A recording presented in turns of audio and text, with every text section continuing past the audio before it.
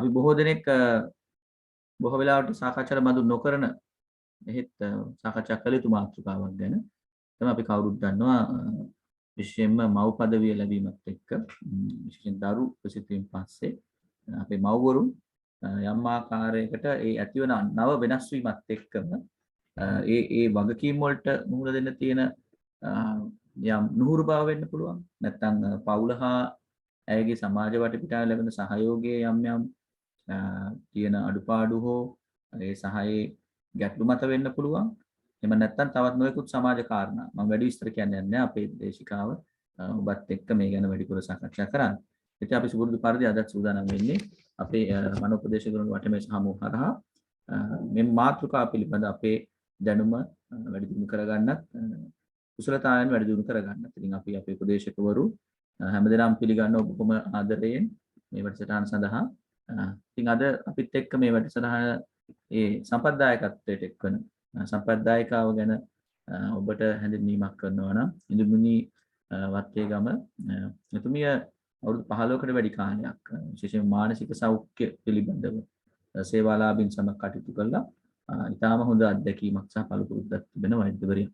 ඒ වගේම තමයි ප්‍රායෝගිකව මව්වරුන් සමග මව්වරුන්ගේ මේ පසු ප්‍රසව මානසික සංකූලතාවයන් සම්බන්ධයෙන් කටයුතු කළා උපදේශන ක්‍රියාවලිය දෙන වෛද්‍යවරයෙක් හැටියට අපි තුමිය හඳුනා ගන්න පුළුවන්.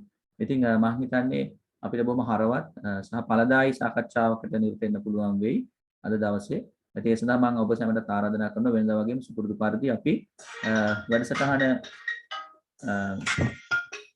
ආරම්භයේ ඔබට මම අවස්ථාව ලබා දෙන්නම්. ඒ සමග ඔබගේ ප්‍රශ්න, ගැටලු නැත්නම් තවදුරටත් පැහැදිලි කර ගැනීම සඳහා අවස්ථාව ලබා දෙමින් අපි වැඩසටහන ආරම්භ කරගෙන. ඉතින් එහෙමනම් ડોක්ටර් සූදානම්ද? ඔව් ප්‍රගීත්. හරි. හොඳයි. එහෙනම් මම ඊටම ගෞරවයෙන් ආරාධනා කරනවා මෙතන සිට වෛද්‍ය දුගුණි මේ වැඩසටහන පවත්වාගෙන යන්න. ડોක්ටර් අපේ කණ්ඩායම පිළිබඳ අවබෝධයක් තියෙනවා. එතුමී මීට කලිනුත් අපිත් එක්ක විශේෂයෙන්ම CPRSL සංවිධානය කරපු වැඩසටහන් කීපයකට සම්බන්ධ වෙලා තියෙනවා. මට මතකයි යෝන් ආදරය පිළිබඳ කතිකාවතීදී එතුමී අපිත් එක්ක සම්බන්ධ වුණා. ඇත්තටම කොහොමද මේ ගීතය සහ සංගීතය මේ සඳහා භාවිත කරන්න කියන මාතෘකාවෙන් ඊට පස්සේ අපිත් එක්ක අපූර්ව වැඩසටහනක් තිබුණා. ඒ තමයි ලෝක ළමා දිනය තේමා කරගෙන අපි කරා අපේ දරුවන්ට පුංචි ඔන්ලයින් ළමා කඳුරක්. ඉතින් ඒකෙත් වැඩසටහන් මෙහෙම අපිට සහාය වුණා. ඉතින් එහෙමනම් ඔබතුමීලා ගෞරවනීය ආරාධනය මෙතන සිට වැඩසටහන පවත්වාගෙන යන්න. ඔව් ස්තුතියි ප්‍රගීත් මහත්මයා. එතකොට ඒ වගේම මේ වැඩසටහනට සහභාගී වෙලා ඉන්න සියලු දෙනාගේම අවසරයි. ඇත්තටම මේ පසු ප්‍රසව මානසික සංකූලතා කියන ගැටලුව, ඒ කියන්නේ මෙතන රෝගී තත්ත්ව කීපයක් තියෙනවා. ඇත්තටම පසු ප්‍රසව මානසික සංකූලතා කියලා අපි අඳුන ගන්න රෝග කාණ්ඩය ඊටාම ඒ කියන්නේ වැදගත් මේ ගැන දැනගෙන ඉන්න එක විශේෂයෙන්ම සෞඛ්‍ය කාර්ය මණ්ඩලය වගේම උපදේශන කාර්යය යෙදෙන අය, ඒ වගේම සාමාන්‍ය ජනතාවත් මේ ගැන දැනගෙන ඉන්න එක ඉතාම වැදගත් කාරණාවක් වෙනවා. ඒ මොකද කියන එක මම දේශනයේදී අත්‍තරම පැහැදිලි කරන්නම්. මම පොඩි ප්‍රසන්ටේෂන් එක ෂෙයා කරන්න නේද ප්‍රගීත් මහත්තයා? ඔව් ડોක්ටර් අපි කරමු නේද? ෂෙයා දීලා තියෙන පුතුනේ පුළුවන්. ඔව් හරි.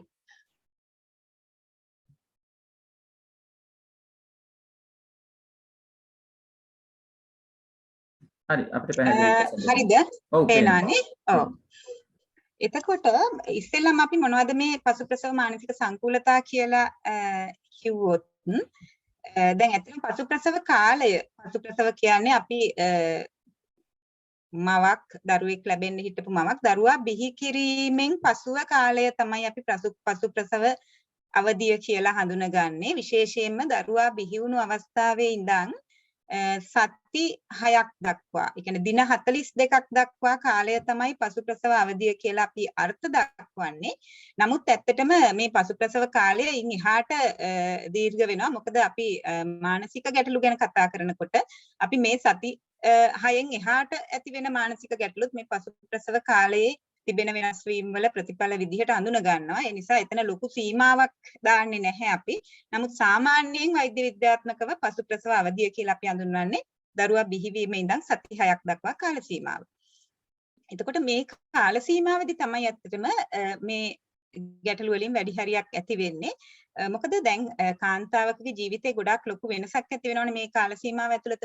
විශේෂයෙන්ම දරුවා බිහිවීමත් එක්ක එයාගේ ශරීරයේ ජෛව විද්‍යාත්මක රසායනික පරිසරයේ ලොකු වෙනස් වීම් කීපයක් වෙනවා.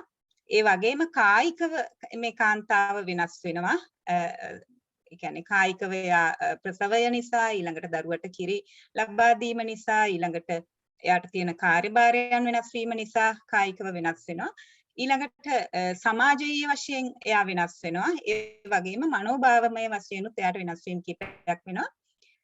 ඒ නිසා මේ වෙනස ඇත්තට මේක මවගේ විතරක් නෙමෙයි මුළු පවුලෙම අන්තර් සම්බන්ධතා මේ අලුත් වෙනස් වීම වලට හැඩගැසීම අවශ්‍ය වෙනවා. ඒතකොට මේ හැඩගැසීමේ කාර්යය අපි දන්නවා ඕනෑම අලුත් තත්වයකට හැඩගැහෙන එක මානසික පීඩනය ඇති කරන ආතතිය ඇති කරන දෙයක් කියලා. විශේෂයෙන්ම මේක පළමු දරුවා ලබන මවකට පළමු දරුවා ලබන පවුලකට ගොඩක් තදින් බලපාන දෙයක් මේ වෙනස් වීම. එතකොට මේකෙන් අපි දැන් මේකේ ප්‍රධාන දේවල් දෙකක් නේ. එකක් තමයි ජෛව රසායනික ශරීරයේ සිද්ධ වෙන දේවල් ටික. අනිත් එක තමයි පරිසරයේ මනෝ සමාජීය පරිසරයේ වෙන වෙනස් වීම ටික. ඒතකොට ජෛව රසායනික වෙනස් වීම ටික අපි ගත්තොත් එහෙම මෙතෙන්දී ඇත්තටම වෙන්නේ රුධිරයේ තියෙන හෝමෝන මට්ටම් වෙනස් වීමක් වෙනවා මේ ශරීරයට අලුතෙන් කරන්න සිද්ධ වෙලා තියෙන කාර්යයන් එක්ක. ඒ කියන්නේ දරුවා බිහිවීමත් එක්ක ඇඟේ තියෙන හෝමෝන වර්ග කීපයක වෙනස් වීමක් වෙනවා. ඊටාම ඒ කියන්නේ ඉක්මනින් බොහොම ශීඝ්‍රයෙන් මේ වෙනස් වීම වෙනවා. කාලයක් තිස්සේ නෙවෙයි එකපාරටම වෙන්නේ. එතකොට ඒ එකපාරටම සිද්ධ වෙන මේ රුධිර හෝමෝන මට්ටම් වෙනස් වීම අපේ මොලේ තියෙනවනේ ස්නායු සම්ප්‍රේෂක. අපේ මොලේ ස්නායු සෛල හරහා විවිධාකාර පණිවිඩ ගෙනියන්නේ මේ ස්නායු සම්ප්‍රේෂක වලින්. ඒ කියන්නේ සෛලයකින් තව සෛලයකට පණිවිඩ ගෙනියන්නේ. අපේ ශරීරයේ සිද්ධ වෙන සියලුම දේවල් අපේ සිතුවිලි වල ඉඳන් අපේ ක්‍රියාවන් හැසිරීම මේ හැම දෙයක්ම සමානුයෝජනය කරන්නේ මේ ස්නායු අතර සිද්ධ වෙන සංනිවේදනය නිසානේ. ඒත් මේ සංනිවේදනය සිදු කරන රසායනික ද්‍රව්‍ය තමයි මේ ස්නායු සම්ප්‍රේෂක කියලා කියන්නේ. එතකොට මේ රුධිර හෝමෝන මට්ටම් වෙනස් වීම මේ මොලේ ස්නායු සම්ප්‍රේෂක මට්ටම් වලට බලපානවා. ඒ ස්නායු සම්ප්‍රේෂක වල ඒ සමබරතාවයට, ඒවයි සාන්ද්‍රණයන් වලට බලපානවා. එතකොට ඒක තමයි මේ අපේ ජෛව රසායනික විදිහට මේ අපේ පසු ප්‍රසව මානසික වෙනස් වීම වලට බලපාන්නේ. මේක මොකද්ද කියලා පොඩ්ඩක් කිව්වොත් දැන් දරුවා බිහිවීමත් එක්ක මවගේ රුධිරයේ ප්‍රොජෙස්ටරෝන් කියන හෝමෝනයේ මට්ටම ශීඝ්‍රයෙන් පහළ වැටෙනවා. ඒ වගේම අර වැදෑමහ, ඒ කියන්නේ ප්ලැසෙන්ටා එක කියලා අපි කියනවනේ දරුවා මවට සම්බන්ධ වෙලා ඉන්න වැදෑමහ ඉවත් වීමත් එක්කම රුධිරයේ ඊස්ට්‍රජන් කියන හෝමෝනයත් ශීඝ්‍රයෙන් පහත වැටෙනවා. එතකොට මේ හෝමෝන මට්ටම් මේවට අපි කියනවා පොදුවේ ගොනඩොට්‍රොෆින් කියලා. ඒ කියන්නේ කාන්තාවකගේ අර ස්ත්‍රී හෝමෝන. එතකොට මේ හෝමෝන අඩුවීම අර මොලේ තියෙන ස්නායු සම්ප්‍රේෂක වන මේ සෙරටොනින් කියන ස්නායු සම්ප්‍රේෂකය සහ ඩෝපමින් කියන ස්නායු සම්ප්‍රේෂකයට බලපානවා. මම ගන්නද? මම මේකෙන් ගලවලා ගන්න දහන්නේ. තරහින් කියන්නේ ඉතින් ගන්න ඕනේ නැහැ කියන අහන එකට උත්තර දෙන්න ඕනේ නැහැ කියලා මට ඕනේ.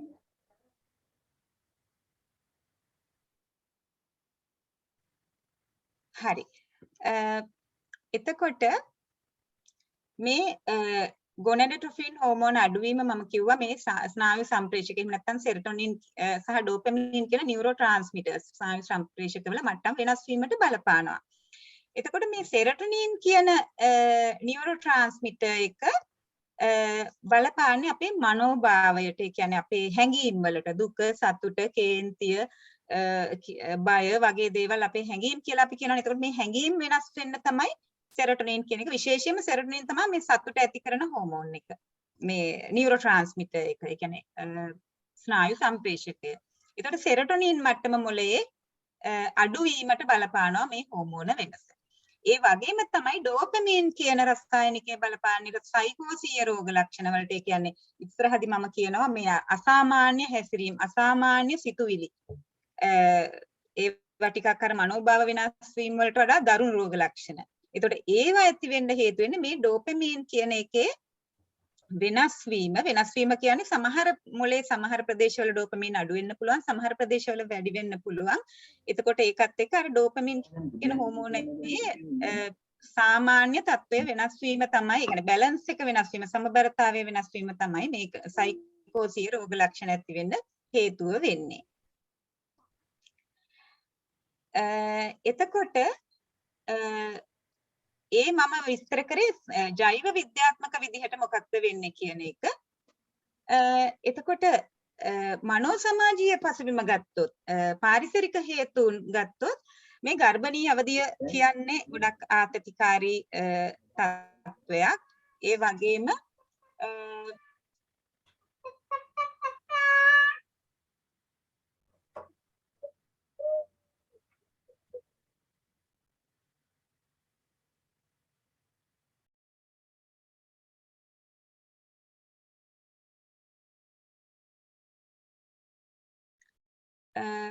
හරි. ගර්භණී අවධිය කියන්නේ ආතතිකාරී අවස්ථාවක්. ඒ වගේම තමයි මාතෘත්වය ලැබීමත් ගොඩක් ආතතිකාරී අවස්ථාවක්.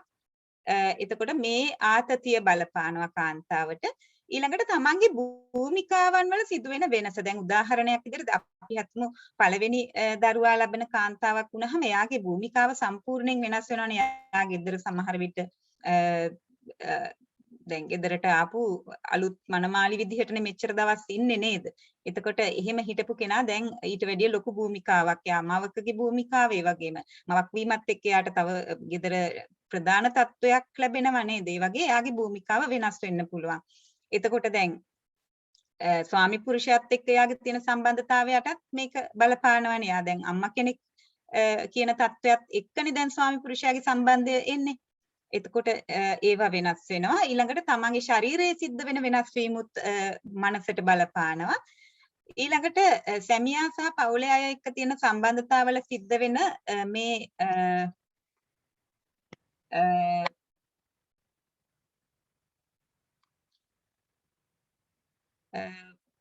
අපිට ස්පීච් එක නැතුව ගියා ડોක්ටර්. ඒක තමයි මට තේරුණා. ඒ බව මම ආයෙ ෂෙයා කරන්නම්.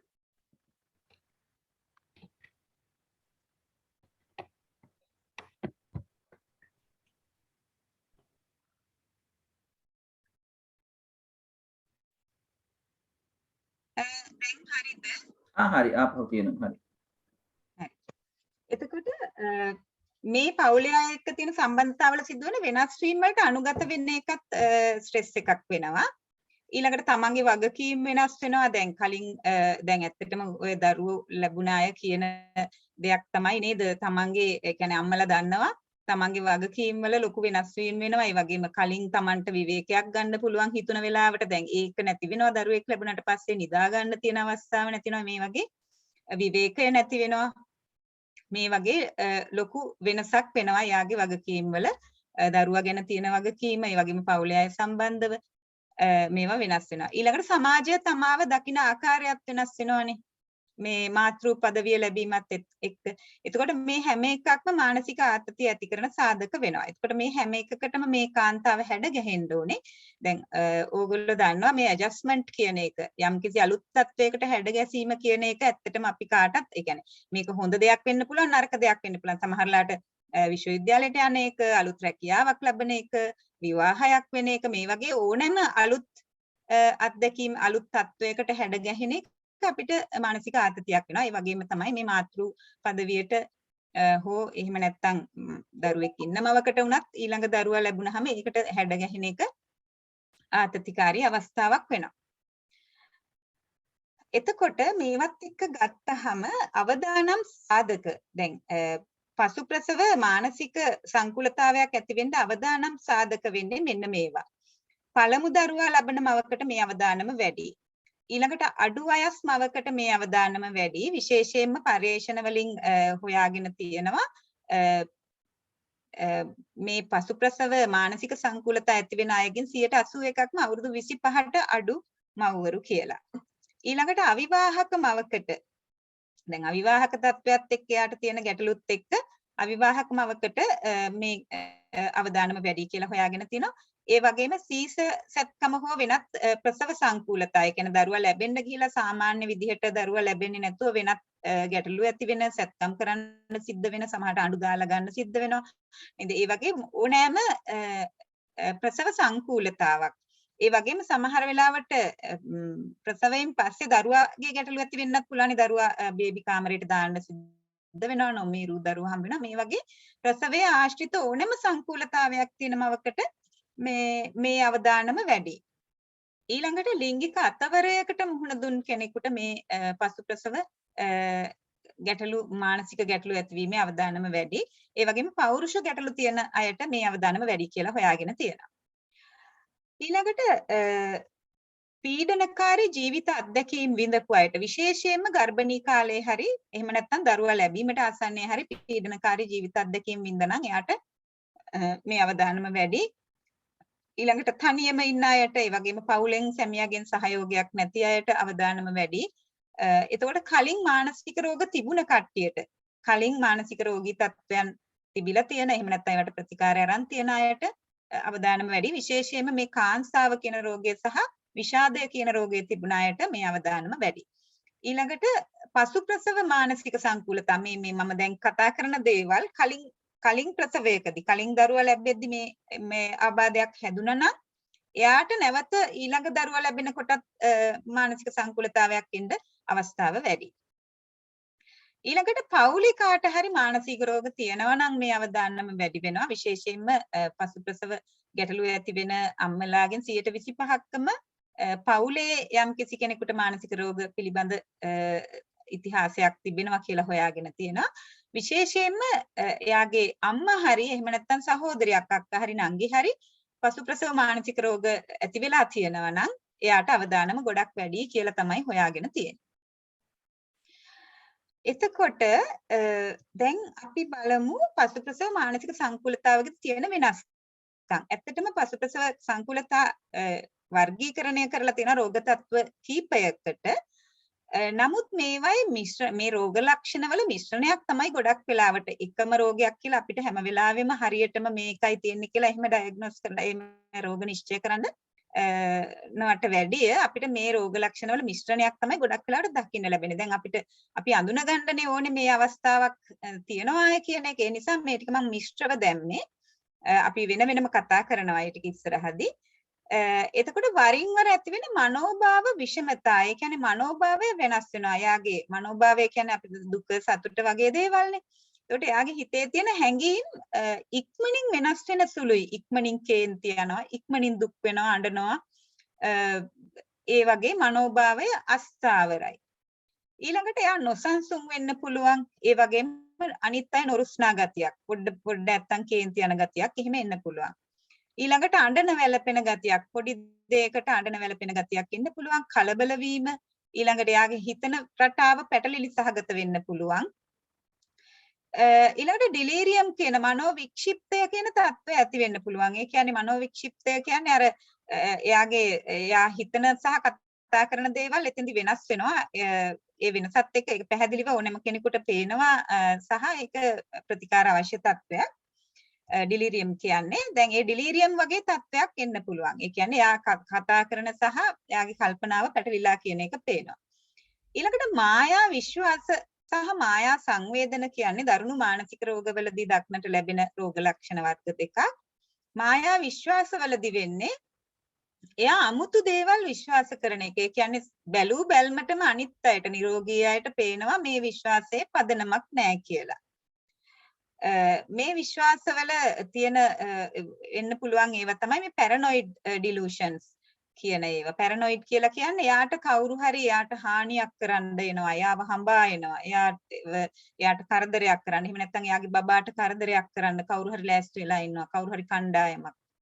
එහෙම නැත්නම් පිටසක්වල ජීවීන් එයාවයි බබාවයි පැහැර ගන්නවා. මේ වගේ ඒ කියන්නේ බැලු බැල්මට පේනවා මේවා මේ අසාමාන්‍යයි කියලා.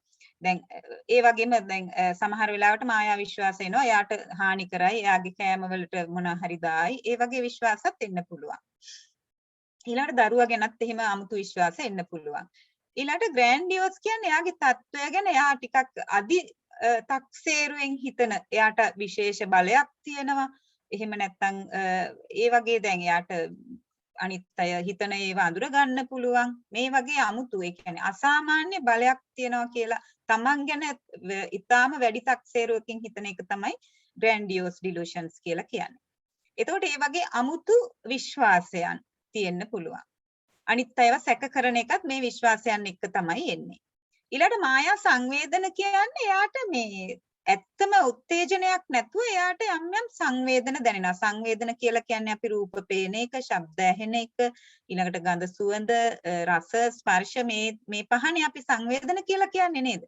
එතකොට මේ සංවේදන මේ උත්තේජනයක් නැතුව, ඒ කියන්නේ ඇත්තටම ශබ්දයක් නැතුව එයාට යම් යම් ශබ්ද ඇහෙනවා වෙන්න පුළුවන්, කටහඬවල් ඇහෙනවා වෙන්න පුළුවන්. යම් යම් දේවල් එයාට කියනවා, ඇහෙනවා, එයා කියනවා මේ මට කියනවා කියලා. නමුත් ඇත්තට මෙහෙම දෙයක් නැහැ. එයාට පේන්නත් පුළුවන්. ඒ කියන්නේ එයාට රූප පේනවා, ඇත්තට මෙහෙම රූපයක් නැහැ. නමුත් එයාට පේනවා. එයාට කරදර කරන්න කවුරු හරි එනවා, එයාට පේන්න පුළුවන්. නමුත් ඇත්තට මෙහෙම දෙයක් නැහැ. එතකොට මෙන්න මේවා එන්න පුළුවන්. ඒ වගේම අපිට gedara අයට බොහෝ විට දක්නට ලැබෙන දේ තමයි සාමාන්‍ය එයාගේ හැසිරීම හදිස්සියෙම වෙනස් වෙනවා. ඒ වගේම ප්‍රචණ්ඩ හැසිරීම දකින්න ලැබෙන්න පුළුවන්. එතකොට මේ රෝග ලක්ෂණත් එක්ක අපි මේ රෝග තත්ත්ව ටිකක් වෙන් කරලා අඳුර ගන්න බැලුවොත් එහෙම මානසික රෝග තත්ත්ව කීපයක් තියෙනවා අඳුන ගන්න පුළුවන් ඒවා. එකක් තමයි මේක රෝග තත්ත්වයක් නෙමේ ඇත්තටම මේ මුලින්ම කියලා තියෙන postpartum blues කියලා. postpartum කියන්නේ පසු ප්‍රසව කියන එක. postpartum blues කියන තත්ත්වය ඇත්තටම රෝගයක් නෙවෙයි, සාමාන්‍ය තත්ත්වයක්. නමුත් අර මේ මං ඉස්සෙල්ලා කියපු රසායනික වෙනස් වීම සහ මනෝ සමාජීය පරිසරයේ වෙනස් වීම බලපාලා සිද්ධ වෙන බොහොම తాවකාලික හැසිරීමේ වෙනසක් තමයි මේ postpartum blues, maternity blues, එහෙම නැත්නම් baby blues කියලා හඳුන්වන්නේ. එතකොට ඊළඟ එක තමයි පසු ප්‍රසව විෂාදය. විෂාදය කියන එක ඔයගොල්ලෝ දන්නවා, ડિප්‍රෙෂන් කියන තත්ත්වය. ඒක ඕනම කෙනෙකුට හැදෙන්න පුළුවන් එකක්. ඒතර මේ පසු ප්‍රසව අවධියේ ඇතිවෙන විෂාදය තමයි මේ කියලා තියෙන්නේ. ඊළඟ එක පසු ප්‍රසව සයිකෝසියාව. සයිකෝසියාව කියලා කියන්නේ ඇත්තටම මම අර කියපු අසාමාන්‍ය හැසිරීම, අසාමාන්‍ය විශ්වාස, ඊළඟට අර අමුතු මායා දර්ශන, මායා ශබ්ද ඇහෙන එක, ඒ වගේ දරුණු රෝග ලක්ෂණ ඇතිවෙන දරුණු රෝග තත්ත්වයක් තමයි සයිකෝසියාව කියලා කියන්නේ. එතකොට පසු ප්‍රසව අවධියේ මේ සයිකෝසියා තත්ත්වය තමයි මේ කියන්නේ.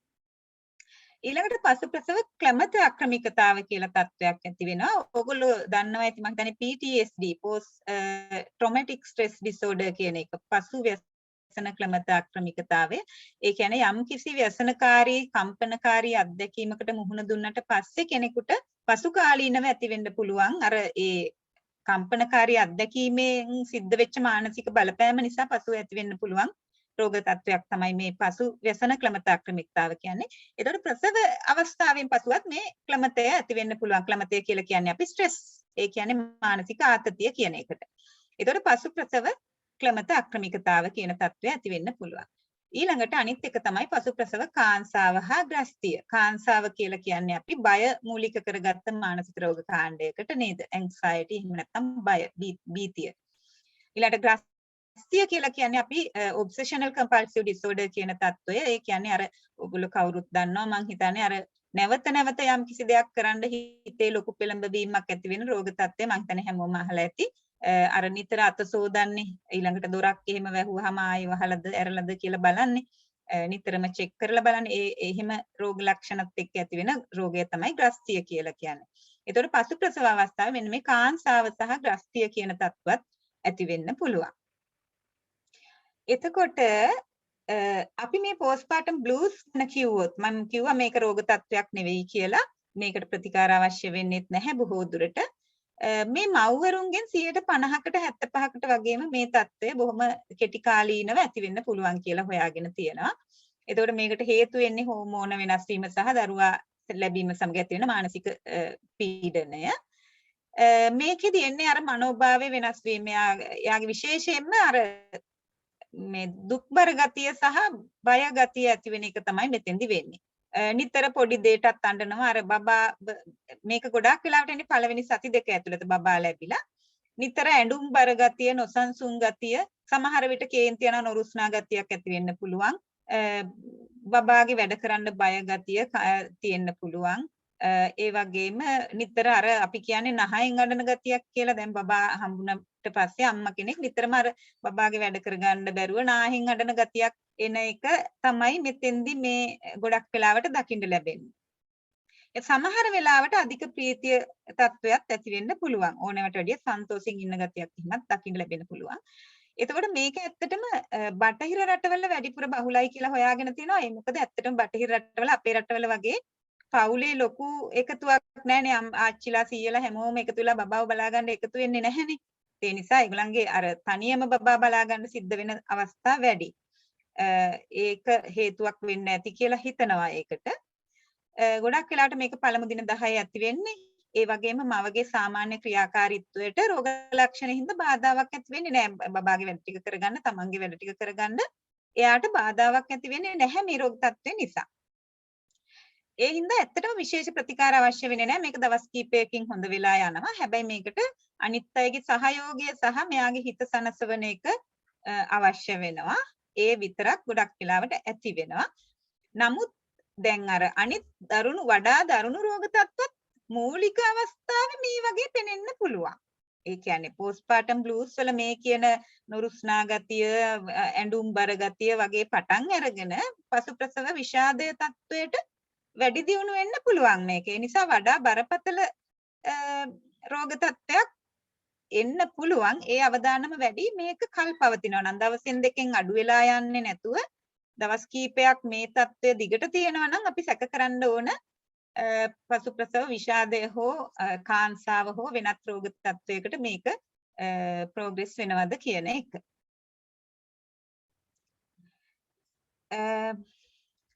ඊළඟට පසු ප්‍රසව විෂාදය කියන තත්ත්වය ගත්තොත් මං හිතන්නේ විෂාදය ගැන ගොඩක් අය දන්නවා ඇති. පසු ප්‍රසව විෂාදය සාමාන්‍යයෙන් අම්මලාගෙන් 10%ක් 13ක් අතර ප්‍රමාණයකට පසු ප්‍රසව විෂාදය තත්ත්වය ඇති වෙනවා කියලා හොයාගෙන තියෙනවා. ඒ වගේම මේක තමයි පසු ප්‍රසව කාල සීමාවේ වඩාත් බහුල රෝගය කියලා සංඛ්‍යා ලේඛන වලින් හොයාගෙන තියෙන්නේ. මේක දරුවා ලැබිලා දින කිහිපයක් සිට සති කිහිපයක් තුල ඇති වෙන්න පුළුවන්. ඒ වගේම රෝග ලක්ෂණ සාමාන්‍ය විෂාදය හා සමානයි. නමුත් ඍණාත්මක සිතුවිලි දැන් විෂාදයේ එක රෝග ලක්ෂණයක් තමයි ඍණාත්මක සිතුවිලි. මේ ඍණාත්මක සිතුවිලි ගොඩක් වෙලාවට ඇති වෙන්නේ මේ දරුවා සම්බන්ධව. එතකොට මේ විෂාදයේ රෝග ලක්ෂණ තමයි මේක සාමාන්‍ය විෂාදයේ රෝග ලක්ෂණ මේවම තමයි දුක්බර මනෝභාවය, නිින්ද අඩු වෙන එක, ආහාර රුචිය අඩු වෙන එක, ඊළඟට ශරීර ශක්තිය අඩු බව දැනෙන එක, කාන්සා ලක්ෂණ කියන්නේ බය, තිගැස්ම වගේ දේවල් තියෙන්න පුළුවන්. ඍණාත්මක සිතුවිලි මං කිව්වා දරුවා ගැන තමයි ගොඩක් වෙලාවට ඇති වෙන්නේ කියලා. විශේෂයෙන්ම මේ දරුවාට මොකක් හරි අසනීපයක් ඇති. දරුවට කිරි පෙවෙනවා මදි. මට කිරි නැහැ කියලා හිතෙන්න පුළුවන්. බබා කිරි බොන්නේ නැහැ කියලා. ඒ වගේ බබා ගැන තමයි මට මේ බබා ලොකු කරගන්න බැරි වෙයි. මට බබාට අවශ්‍ය විදිහට කිරි දෙන්න බැරි වෙයි. මේ වගේ ඍණාත්මක සිතුවිලි තමයි ඇති වෙන්නේ. ඊළඟට ඒ ගැන වරදකාරී හැඟීමකුත් ඇති වෙනවා. මගේ තමයි වරද, මටයි කිරි නැත්තේ, මම නිසා බබා ලෙඩ වෙයි, මම නිසා බබාට බඩගින්නේ. ඒ වගේ තමන් ගැන වරදකාරී හැඟීම් ඇති වෙනවා. මවක් විදිහට තමන් අසමත් කියලා හැඟෙනවා. ඒ වගේම බබාගේ ආරක්ෂාව සහ බබාගේ සෞඛ්‍ය ගැන ග්‍රස්තිය අදහස්. ග්‍රස්තිය කියන්නේ මං කිව්වා මේ OCD කියන තත්ත්වයේදී ඇති වෙන අර නැවත නැවත හිතට ඇති වෙන ආක්‍රමණකාරී අදහස්. කොච්චර එහෙම දරුවට ප්‍රශ්නයක් නැහැ කියන එක කොච්චර පෙනුනත් එයාට හිතට නැවත නැවත මේ ග්‍රස්තිය අදහස් එනවා. බබාට මොකක් හරි ගැටලුවක් ඇති, බබාට ලෙඩක් ඇති වගේ අදහස් නැවත නැවත හිතට එනවා.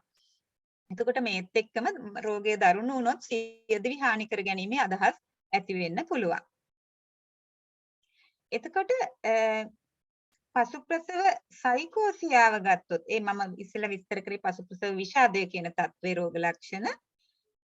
පසු ප්‍රසව සයිකෝසියාව කියන්නේ මං කිව්වා දරුණු රෝගයක් කියලා ටිකක්. විෂාදයක් දරුණුයි තමයි. නමුත් පසු ප්‍රසව සයිකෝසියාවේදී අපි අර අසාමාන්‍ය හැසිරීම් එනවා මේ මවට. 1000කට එක්කෙනෙක් දෙන්නෙක් තමයි මේ පසු ප්‍රසව සයිකෝසියාව කියන තත්වයටපත් වෙන්නේ. මේක ඇත්තටම එකපාරට හදිසියෙ තමයි හටගන්නේ. ඒ කියන්නේ සාමාන්‍යයෙන් දවසක් ඇතුළත මවගේ හැසිරීම ගොඩක් ලොකු වෙනසකට භාජනය වෙනවා මේ තත්ත්වය ඇති වෙනකොට. ක්‍රමක්‍රමයෙන් නෙවෙයි, ගොඩක් වෙලාවට දවසක් දෙකක් ඇතුළත දරුණු තත්ත්වයට යන්න පුළුවන්. ගොඩක් වෙලාවට මේක ආරම්භෙන්නේ පළවෙනි සති දෙක ඇතුළත. ඊළඟට මේක මානසික අංශයෙන් සහ ප්‍රසව වේද අංශය කියන අංශ දෙකේම හදිසි තත්ත්වයක් ලෙස සැලකනවා. ඉමර්ජන්සි එකක් විදිහට සැලකනවා. එතකොට මේකේ රෝග ලක්ෂණ තමයි මනෝභාවය අස්ථාවර වෙනවා කලින් අවස්ථාවලදී වගේම. ඒ කියන්නේ යාගේ දුක සතුට වගේ දේවල් හැඟීම් ටක් ගාලා වෙනස් වෙනවා. එකපාරට hina වෙනවා වෙන්න පුළුවන්, ඊළඟ මොහොතේ අඬනවා වෙන්න පුළුවන්, කේන්ති ගන්නවා. මේ වගේ මනෝභාවය අස්ථාවරයි. ටක් ගාලා වෙනස් වෙනවා. ඊළඟට මෙයාගේ කතා විලාසය අසාමාන්‍ය වෙනවා. කතා කරන දේවල් අසාමාන්‍ය වෙනවා. හැසිරීම අසාමාන්‍ය වෙනවා. ඊළඟට මායා සංවේදන ඇති වෙනවා, විශේෂයෙන්ම ශ්‍රවණ. ඒ කියන්නේ එයාට ශබ්ද ඇහෙනවා, කටහඬවල් ඇහෙනවා. ඒ ඇහෙන ඒවායින් කියන ඒවා එයා විශ්වාස කරනවා. නමුත් ඇත්තට මෙහෙම ශබ්දයක් නැහැ. ඒවා එයාට විතරක් ඇහෙන සද්ද. එතකොට මායා විශ්වාස මම කලින් විස්තර කරා. මායා විශ්වාස ඇති වෙනවා. ඒ කියන්නේ අමුතු විශ්වාස. අනිත් අයට විශ්වාස කරන්න අමාරු විදිහේ, ඒ කියන්නේ අමුතු විශ්වාස කියලා තේරෙන විදිහේ විශ්වාස. ගොඩක් වෙලාවට මේ විශ්වාස එන්නේ වරදකාරී බව. තමන් වැරද්දක් කරා, තමන් වැරදිකාරියෙක් කියලා ඒ වගේ හැඟීම් එන්න පුළුවන්. ඊළඟට තමන්ව හඹාගෙන කවුරු හරි එනවා. අර පැරනොයිඩ් ඩිලූෂන්ස් කියලා මම ඉස්සෙල්ලා කිව්වා. මාව ගෙනියන්න කවුරු හරි එනවා. එහෙම නැත්නම් හමුදාවෙන් එනවා, පොලිසියෙන් එනවා, පිටසක්වල ජීවීන් එනවා, ළමයාව අරගෙන යන්න එනවා. මේ වගේ හැඟීම් ඇති වෙන්න පුළුවන් මේ මායා විශ්වාස විදිහට. දරුවට වරදක් කරන්න කවුරු හරි එනවා, දරුවව මරන්න එනවා, වස දෙන්න එනවා. මේ වගේ හැඟීම් ඇති වෙන්න පුළුවන්. ඊළඟට බබාගෙන මායා විශ්වාසය ඇති වෙනවා. මේ බබා යකෙක් හරි එහෙම නැත්නම් මේ ආරූඪය ඒවල් හිතෙන්න පුළුවන්. ඒ වගේම එහෙම නැත්නම් ඒ වගේ දිව්‍යමය කෙනෙක් කියලා වගේ ඒ වගේ 아무තු විශ්වාසය ඇති වෙන්න පුළුවන්. ඒ වගේම මේ බබා මැරිලා කියලා හිතෙන්න පුළුවන්. දැන් බබා හොඳට ඉන්නවා. නමුත් මෙයා හිතනවා නෑ මේ මගේ බබා මැරිලා. ඊළඟට එහෙම නැත්නම් මාරු කරලා. මේ වගේ 아무තු අදහස් ඇති වෙන්න පුළුවන්. ඊළඟට මේ මායා විශ්වාසවලදී ඇත්තට මේගොල්ලෝ සමහර වෙලාවට මේ දැන් රෝහලේ යාට සත්කාර කරන අය පවා අවිශ්වාස කරන වෙලාවල් තියෙනවා. මට මතකයි ඇඹිලි පිටියේ මම වැඩ කරද්දි එක කාන්තාවක් රෝහලේදී එයා කියන්න පටන් ගත්තා එයාව නැවත ශල්‍ය කර්මයකට ගෙනියන්න මේ රෝහලේ කාර්ය මණ්ඩලය ප්ලෑන් කරනවා. එයාව නැවත ශල්‍ය කර්මයකට ගෙනහිල්ලා මරන්න තමයි මේගොල්ලෝ මේ සැලසුම් කරන්නේ කියලා විශාල මේ ප්‍රශ්නයක් ඇති කරගෙන එයාට ආපු ඒ මායා විශ්වාසයක් ඒක. ඉතින් ඒකත් එක්ක අපිට එයාට ප්‍රතිකාර කරන එක ලොකු අභියෝගයක් වුණා. මොකද අපි ලං වෙනවට එයා කැමති නැති වුණා. ඒ නිසා. ඒ වගේ ප්‍රශ්න ඇති වෙනවා. ඊළඟට මානසික ව්‍යාකූල බව, මනස අවුල්. එයාට ඒ කියන්නේ පැහැදිලිව හිතන්න බැරිකම. ඊළඟට අධික ප්‍රීතිය තියෙන්න පුළුවන්. අධික ක්‍රියාකාරීත්වය, ගොඩාක් උනන්දුවෙන් ගොඩාක් වැඩ කරනවා. ඒ කියන්නේ වෙහෙසටපත් වෙන්නේ නැතුව ගොඩක් වැඩ කරන ගතිය ඉන්න පුළුවන් මේකෙදි. ඊළඟට විශේෂම දෙයක් තමයි මේ තත්වය තියන අය ලදරුවා ඝාතනය කරන්න පුළුවන්. ඒ වගේම සියදිවි හානි කරගන්න පුළුවන්. මේ අවදානම් දෙකම තියෙනවා මේ පසු ප්‍රසව සයිකෝසියා කියන තත්වය තියෙන අයට. දැන් අපි කලින් කතා කරපු පසු ප්‍රසව විෂාදයේදී තියෙන්නේ සියදිවි හානි කර ගැනීමේ අවදානම පමණයි. සියදිවි හානි කර ගැනීමේ අවදානම තියෙනවා විෂාදයේදී. නමුත් පසු ප්‍රසව සයිකෝසියා තත්වයේදී සියදිවි හානි කර ගැනීමේ අවදානමට අමතරව ලදරු ඝාතනය අවදානම තියෙනවා. දැන් මේ බබාව ඝාතනය කරන්න ඇත්තටම හේතුව වෙන්නේ විශේෂයෙන්ම මෙයාගේ මේ මායා විශ්වාසය. හිතනවා මගේ බබා නෙමෙයි ඉන්නේ. එහෙම නැත්නම් මේ යකෙක්. එහෙම නැත්නම් මොකක් හරි නරක බලවේගයක ප්‍රතිඵලයක් තමයි මේ බබා වගේ විශ්වාසයක් ඇති කරගත්තොත් එයා ඒ නරක දේ නැති කරන්න තමයි බබාව ඝාතනය කරන්න එයා පෙළඹෙන්නේ. ඒ වගේම තමයි අර තමාව හඹා එනු ලබන බව විශ්වාස කරන පැරනොයිඩ් ඩිලූෂන්ස්. මාවයි බබාවයි ගෙනියන්න කවුරු හරි එනවා. එහෙම නැත්නම් මගෙන් බබාව උදුර ගන්න කවුරු හරි සැලසුම් කරනවා. මේ වගේ විශ්වාසයක් තියෙන කෙනෙක් ඒ බබාව කවුරු හරි ගෙනහිල්ලා එතකොට බබා දුක් විඳිනවා. ඒකෙන් බබාව ගලවා ගන්න බබාව මම මෙතනින් අයින් කරන්න ඕනි කියන අදහසිනුත් සියදිවි හානි මේ ලදරු ඝාතනය සිද්ධ කරන්න පුළුවන්. එතකොට මේ දෙකම ලොකු අවදානම්. මේ නිසා මේ වගේ රෝගියෙක් පරීක්ෂාවේදී අනිවාර්යයෙන් මේ ගැන විමර්ශනය කරන්න ඕන. එතකොට මෙතන පෙන්නලා තියෙන මේ postpartum psychosis වල රෝග ලක්ෂණ, hallucinations කියන්නේ අර මායා රූප, delusions කියන්නේ මායා විශ්වාසයන්, ඊළඟට confusion කියන්නේ මානසික වික්ෂිප්තභාවය, suicidal thoughts සියදිවි විහානි කර ගැනීම සිතුවිලි, ඊළඟට mood swings, paranoia කියන්නේ Tamanට කරදරයක් කරන්න කවුරු හරි එනවා කියලා තියෙන විශ්වාසය, නින්දා අඩුකම, මේ වගේ ඒවා එන්න පුළුවන්. හරි. එතකොට ඒ කිව්වේ පසුප්‍රසව සයිකෝසියාව ගැන. ඊළඟට පසුප්‍රසව ක්ලමත ආක්‍රමිකතාව. මේ ක්ලමතය කියන්නේ ස්ට්‍රෙස් කියන එක. අර මොකක් හරි කම්පනකාරී අවස්ථාවකට මුහුණ දුන්නට පස්සේ ඇතිවෙන ස්ට්‍රෙස් ඩිසෝඩර් එක ක්ලමත ආක්‍රමිකතාවය තමයි මේකෙන් කියන්නේ. ඒතර ප්‍රසවයෙන් පස්සේ මේ ක්ලමත ආක්‍රමිකතාවයක් ආවහම ඒකෙදී ලක්ෂණ වෙන්නේ ඇත්තටම මේ PTSD වල ලක්ෂණ වර්ග 3ක් තියෙනවානේ. එකක් තමයි anxiety features. ඒ කියන්නේ බය කාංසාව මුතු රෝග ලක්ෂණ, බය, තිගැස්ම වගේ බය හා සම්බන්ධ ඒවා.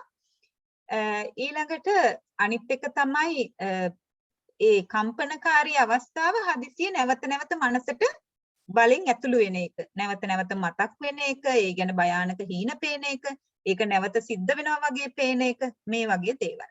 ඊළඟට අනික් රෝග ලක්ෂණය තමයි මේ ඒක සිහි වෙන විදිහේ දේවල් මගහරින එක.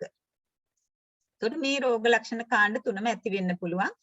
එතකොට මේකේ ලක්ෂණ තමයි මානසික ආතතිය, භයානක හීන පේන එක, මේ සිදුවීම, ඒ කියන්නේ ප්‍රසව අවස්ථාව හදිසියෙ නැවත නැවත සිහි වෙන එක, තිගැස්ම වගේ දේවල් එන්න පුළුවන්.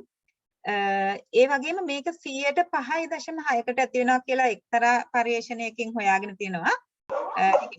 5%ක් 6ක් වගේ ඥානකට ඇති වෙනවා.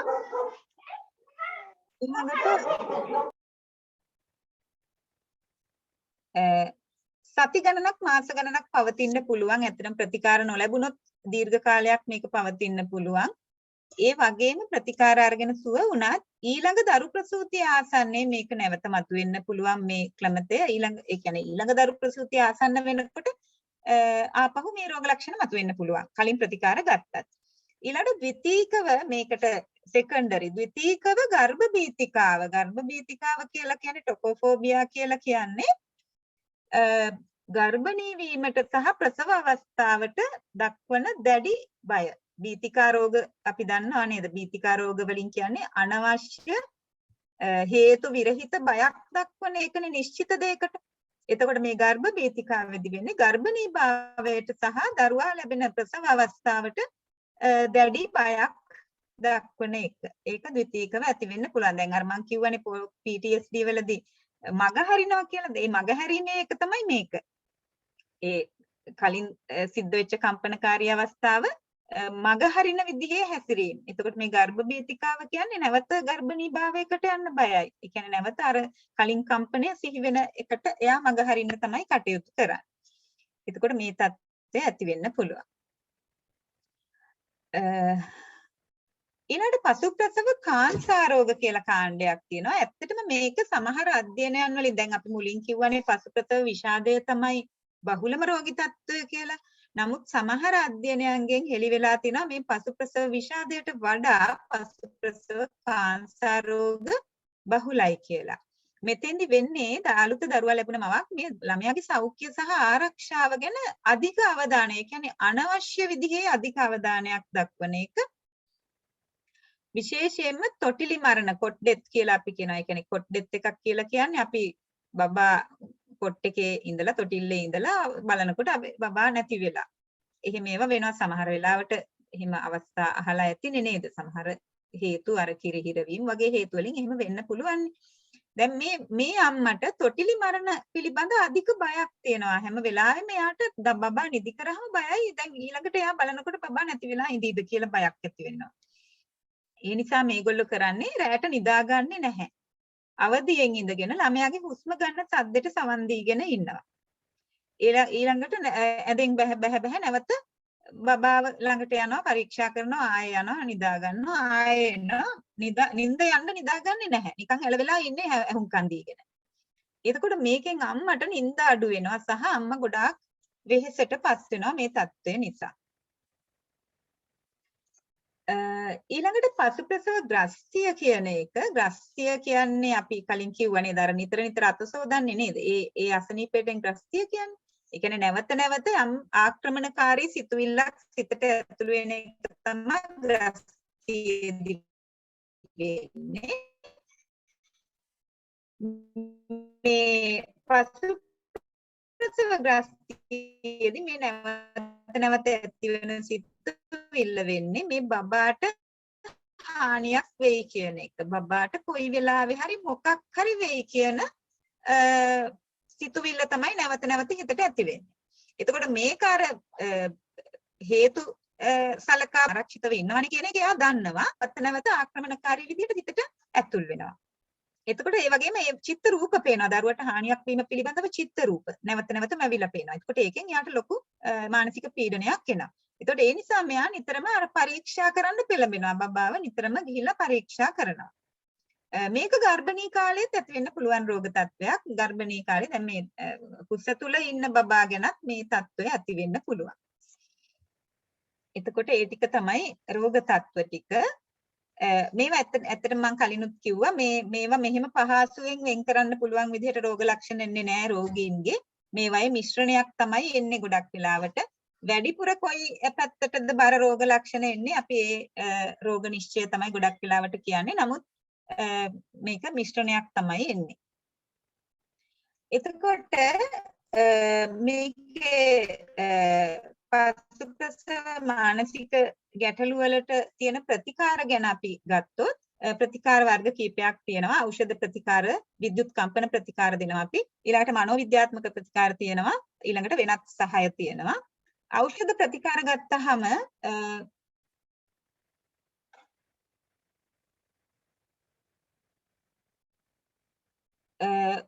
ඖෂධ ප්‍රතිකාර වලින් ඇත්තටම කරන්නේ මම අර මුලින්ම කිව්වා මොලේ රසායනික සංයුක්තිය වෙනස් වෙනවා කියලා. සෙරටොනින් මට්ටම, ඩොපමින් මට්ටම මේ අවස්ථාවලදී වෙනස් වෙනවා කියලා. එතකොට මේ රසායනික සංයුතිය නැවත නිවැරදි කරලා සාමාන්‍ය තත්ත්වයට ගන්න එක තමයි ඖෂධ ප්‍රතිකාර වලින් කරන්නේ. එතකොට මෙතෙන්දී අපි ඖෂධ වර්ග කීපයක් පාවිච්චි කරනවා. දැන් අර සයිකෝසීය රෝග ලක්ෂණ අපි අර කිව්ව අසාමාන්‍ය රෝග ලක්ෂණ, මායා රූප පේන එක වගේ, මායා විශ්වාසයන් වගේ අසාමාන්‍ය රෝග ලක්ෂණ, සයිකෝසීය රෝග ලක්ෂණ වලට ඇන්ටිසයිකොටික්ස් කියන රෝග මේ ඖෂධ කාණ්ඩයෙන් තමයි ප්‍රතිකාර කරන්නේ. ඒ වගේම ડિප්‍රෙෂන්, විෂාදය ආශ්‍රිතව දුක්බර බව, කලකිරීම, සියදිවි විහානි කර ගැනීමේ අදහස්, ඒ වගේ ඇතුළත් ඒවට අපි ඇන්ටිඩිප්‍රෙසන්ට්ස් කියන ඖෂධ කාණ්ඩය පාවිච්චි කරනවා. ඒ වගේම අර මනෝභාවයේ අසමතුලිතතාවලට මූඩ් ස්ටැබිලයිසර්ස් කියන කාණ්ඩය පාවිච්චි කරන්න වෙනවා. මේ කාණ්ඩ තුන තමයි ගොඩක් වෙලාවට පාවිච්චි කරන්නේ. ඊට අමතරව ඔය නිින්ද අඩු නම් අම්මට විවේකයක් ලබා දෙන්න, නිදි කරවන්න එහෙම අවශ්‍ය නම් සමහර තව බෙහෙත් වර්ග තියෙනවා. ඒවා ඒ අවස්ථානුකූලව ඒවා පාවිච්චි කරන වෙලාවල් තියෙනවා. එතකොට මේ ඖෂධ ප්‍රතිකාර දෙනකොට ඇත්තටම සමීපව අධීක්ෂණය කරන්න අවශ්‍යයි. ඖෂධ ප්‍රතිකාර දෙනකොට ඖෂධ දෙන නිසා විතරක් නෙමෙයි ඇත්තටම මවක් අර සියදිවි හානි කර ගැනීමේ අවදානම තියෙන නිසා සහ ලදරු ඝාතන අවදානමක් තියෙන නිසා සමීපව අධීක්ෂණය කරන එක අවශ්‍යයි. ඒ නිසා රෝහල්ගත කිරීම තමයි ගොඩක් වෙලාවට හොඳම විසඳුම වෙන්නේ. නමුත් ඇත්තටම ප්‍රායෝගික තත්ත්වයන් අනුව සමහර වෙලාවට එහෙම කරන්න බැරි වෙන වෙලාවල් තියෙනවා. එතකොට අපි ගෙදර යවන වෙලාවල් තියෙනවා. නමුත් අර අවදානම් පිළිබඳව හොඳට කිරාමන බලලා තමයි රෝහල්ගත කරන්නේ. නැතුව ප්‍රතිකාර කරනවා නම් එහෙම කරන්නේ. එතකොට රෝහල් වල තියෙනවා මේ මව සහ දරුවා සඳහා වෙන්නුණු ඒකක. ඇත්තටම දැන් ඔය පහසුකම් තියෙන ගොඩක් දියුණු රටවල් වල මේවා ගොඩක් හොඳ ඒවා තියෙනවා. නමුත් ලංකාවේ ඉතින් ඇත්තටම අඩුයි. සමහර වෙලාවට එකම කාමරයක් වගේ තමයි තියෙන්නේ අම්මටයි බබාටයි සමහර හොස්පිටල් වල. එතකොට ඒ වගේ අවස්ථාවල ඇත්තටම දැන් ඒ යුනිට් එක ගන්න සමහර වෙලාවට අම්මෙකුයි බබෙකුයි එතන ඉන්නවා නම් එතන අවස්ථාව ලැබෙනකන් සාමාන්‍ය වාට්ටුවේ තියන්න සිද්ධ වෙන අවස්ථාත් තියෙනවා. සාමාන්‍ය මානසික වාට්ටුවේ එහෙම නැත්නම් පසු ප්‍රසව වාට්ටුවේ අම්මයි බබයි තියලා ඒ ප්‍රතිකාර කරන්න සිද්ධ වෙන වෙලාවල් තියෙනවා. විශේෂයෙන්ම මේ එහෙම ඒ වගේ අවස්ථාවලදී මේ අම්මයි බබයි චුට්ටක් වෙන් කරන එක සමහර වෙලාවට ඒ කියන්නේ අපි බබාට තියෙන අවදානම කිරාමැන බලලා යම්කිසි අවදානමක් තියෙනවා නම් බබයි අම්මයි වෙන් කරන්න සිද්ධ වෙන අවස්ථාත් තියෙනවා අම්මට යම්කිසි සාමාන්‍ය මට්ටමකට එනකම්.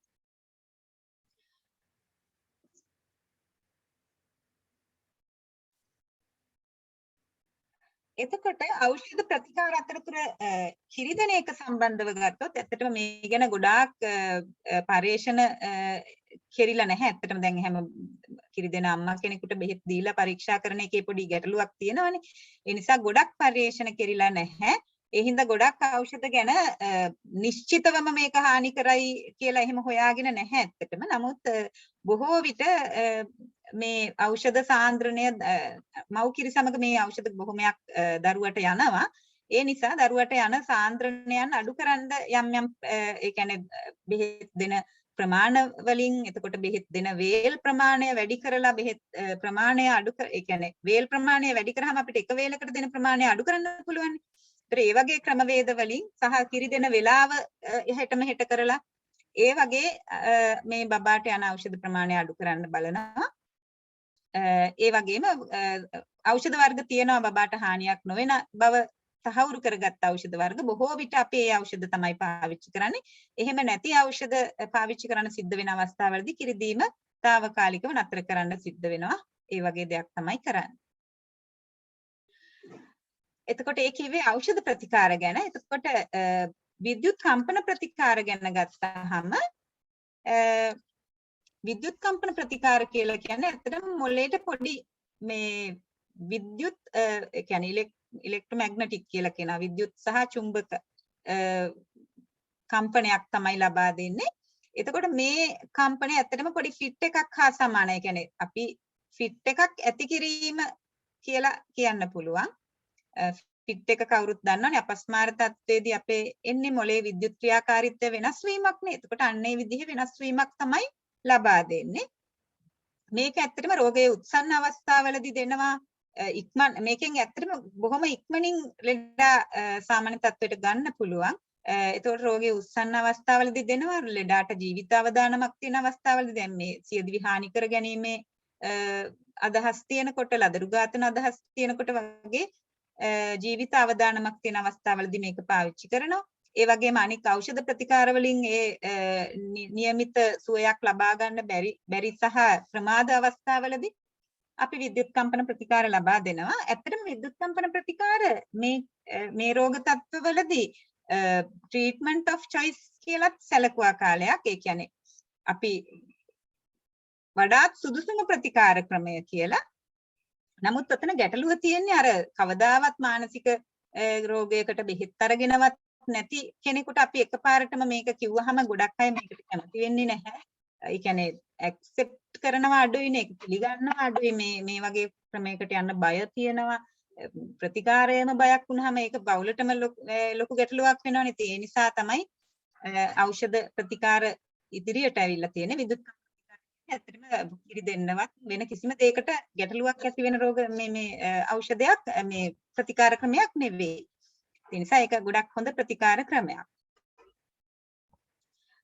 ඊළඟට මනෝවිද්‍යාත්මක ප්‍රතිකාර ගැන ගත්තහම ඇත්තටම ප්‍රතිකාරයක් විදිහට මනෝවිද්‍යාත්මක මනෝචිකිත්සක ක්‍රම උපදේශන ප්‍රතිකාර වගේ ඒවා පසුප්‍රසව සයිකෝසියාවේදී පළක් වෙන්නේ නැහැ කියලා තමයි හොයාගෙන තියෙන්නේ. නමුත් පසුප්‍රසව විෂාදයේදී මේ මනෝචිකිත්සක සහ උපදේශන ප්‍රතිකාර වලින් ලොකු උදව්වක් දෙන්න පුළුවන් කියලා හොයාගෙන තියෙනවා පර්යේෂණ වලින්.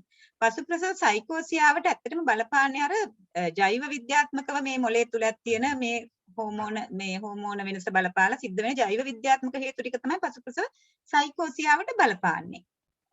නමුත් විෂාදයට මනෝ සමාජීය ගැටලු ඒ ටිකත් බලපානවානේ. ඒ නිසා විෂාදයේදී මනෝචිකිත්සක සහ උපදේශන ප්‍රතිකාර සාර්ථකයි කියලා හොයාගෙන තියෙනවා. විශේෂයෙන්ම පර්යේෂණ වලින් හොයාගෙන තියෙනවා. දැන් එක කණ්ඩායමකට ඖෂධ ප්‍රතිකාර ලබා දීලා තව කණ්ඩායමකට මානසික මනෝචිකිත්සක ප්‍රතිකාර ලබා දීලා ඒ වගේ පර්යේෂණ කරලා තියෙනවා. ඒ වයින් හෙළි වෙලා තියෙන ඖෂධ වලින් සුවය ලබා දෙන ප්‍රමාණයට මනෝචිකිත්සක ප්‍රතිකාර වලින් සුවය ලබා දෙන්න පුළුවන් කියලා තමයි හොයාගෙන තියෙන්නේ. විශේෂයෙන්ම මේජර් ડિප්‍රෙෂන් තත්ත්වයට මේ ඒකෙදි අර ඇති වෙන ඍණාත්මක සිතුවිලි රටාවන් වෙනස් කරන්න කොග්නිටිව් බිහේවියර් තෙරපි වගේ චිකිත්සා වලින් කරන්න පුළුවන් කියලා තමයි හොයාගෙන තියෙන්නේ. නමුත් අර ඖෂධ ප්‍රතිකාර ලබා දෙන කෙනෙකුට ඖෂධත් එක්ක මනෝචිකිත්සක ප්‍රතිකාර ලබා දීමෙන්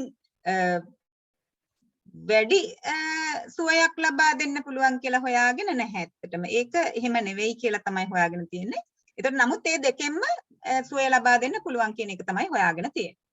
එතකොට විශේෂයෙන්ම ඉන්ටර්පර්සනල් අන්තර්පුද්ගල චිකිත්සාව. එතකොට එයාගේ බබා එක්ක, හස්බන්ඩ් එක්ක, පවුලේ අය එක්ක ඒ තියෙන සම්බන්ධතා වලට ඒක සාර්ථකයි කියලා හොයාගෙන තියෙනවා. ඒ වගේම පුද්ගල කේන්ද්‍රීය උපදේශනය වගේ උපදේශන ක්‍රමවේද යොදාගෙන ඒවා සාර්ථකයි කියලා පරීක්ෂණ වලින් පෙන්눔 කරලා තියෙනවා. ඒ වගේම තමයි වෙනත් මනෝ සමාජීය මැදිහත් වීම. එයාගේ සමාජ ජීවිතයත් එක්ක the peer and partner support එයාගේ සමාජ එයා ඇසුරු කරන අය, එතකොට එයාගේ හස්බන්ඩ් ඒගොල්ලන් කොහොමද උදව් කරගන්නේ කියන එක, ඊළඟට peer support groups, ඒ කියන්නේ යාත් එක්ක සමාන අත්දැකීම් තියෙන ඒ වගේ මව්වරු එකතු කරලා ඒ අය අතර අත්දැකීම් බෙදා හදා ගන්න ඒ වගේ දේවල් කරලා තියෙනවා. එතකොට ඒවයින් උදව්වක් තියෙනවා කියලා හොයාගෙන තියෙනවා.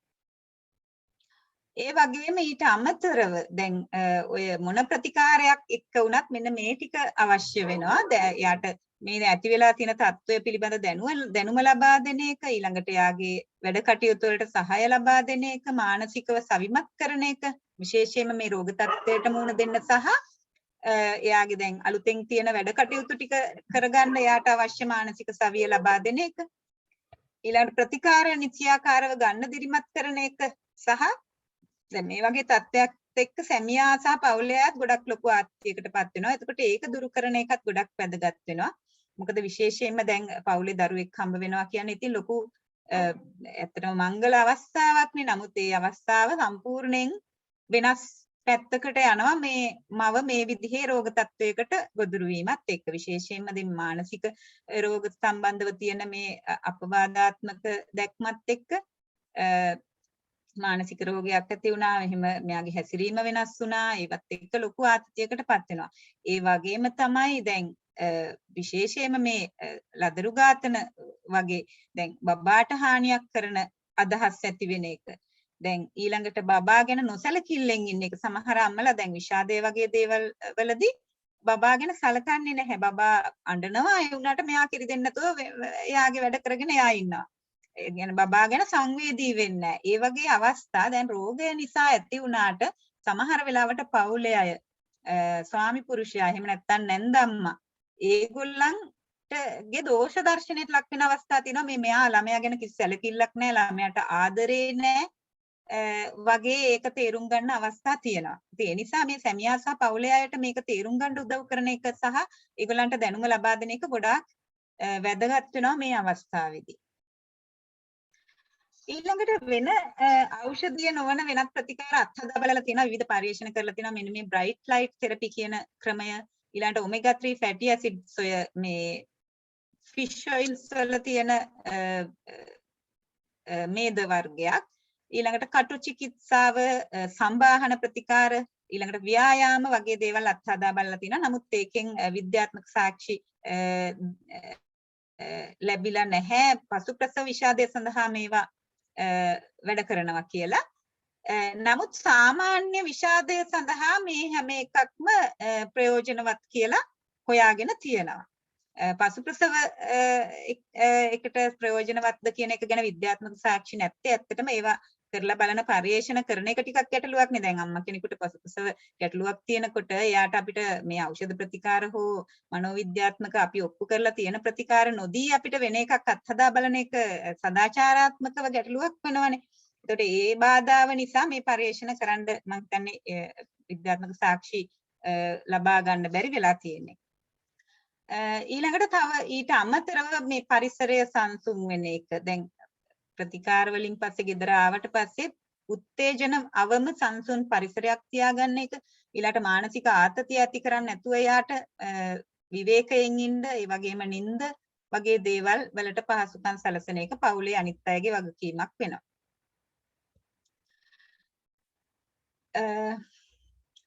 එතකොට ඒ වගේම සාමාන්‍යයෙන් මේ රෝගී තත්ත්වය සුව ලබනකොට මෙන්න මේ විදිහේ සැලසුමකුත් අපිට තියෙන්න ඕනේ. මේ රෝගය නැවත මතුවීම වැළැක්වීම සහ නැවත මතුවුනොත් හඳුනා ගැනීමේ සැලැස්මක්.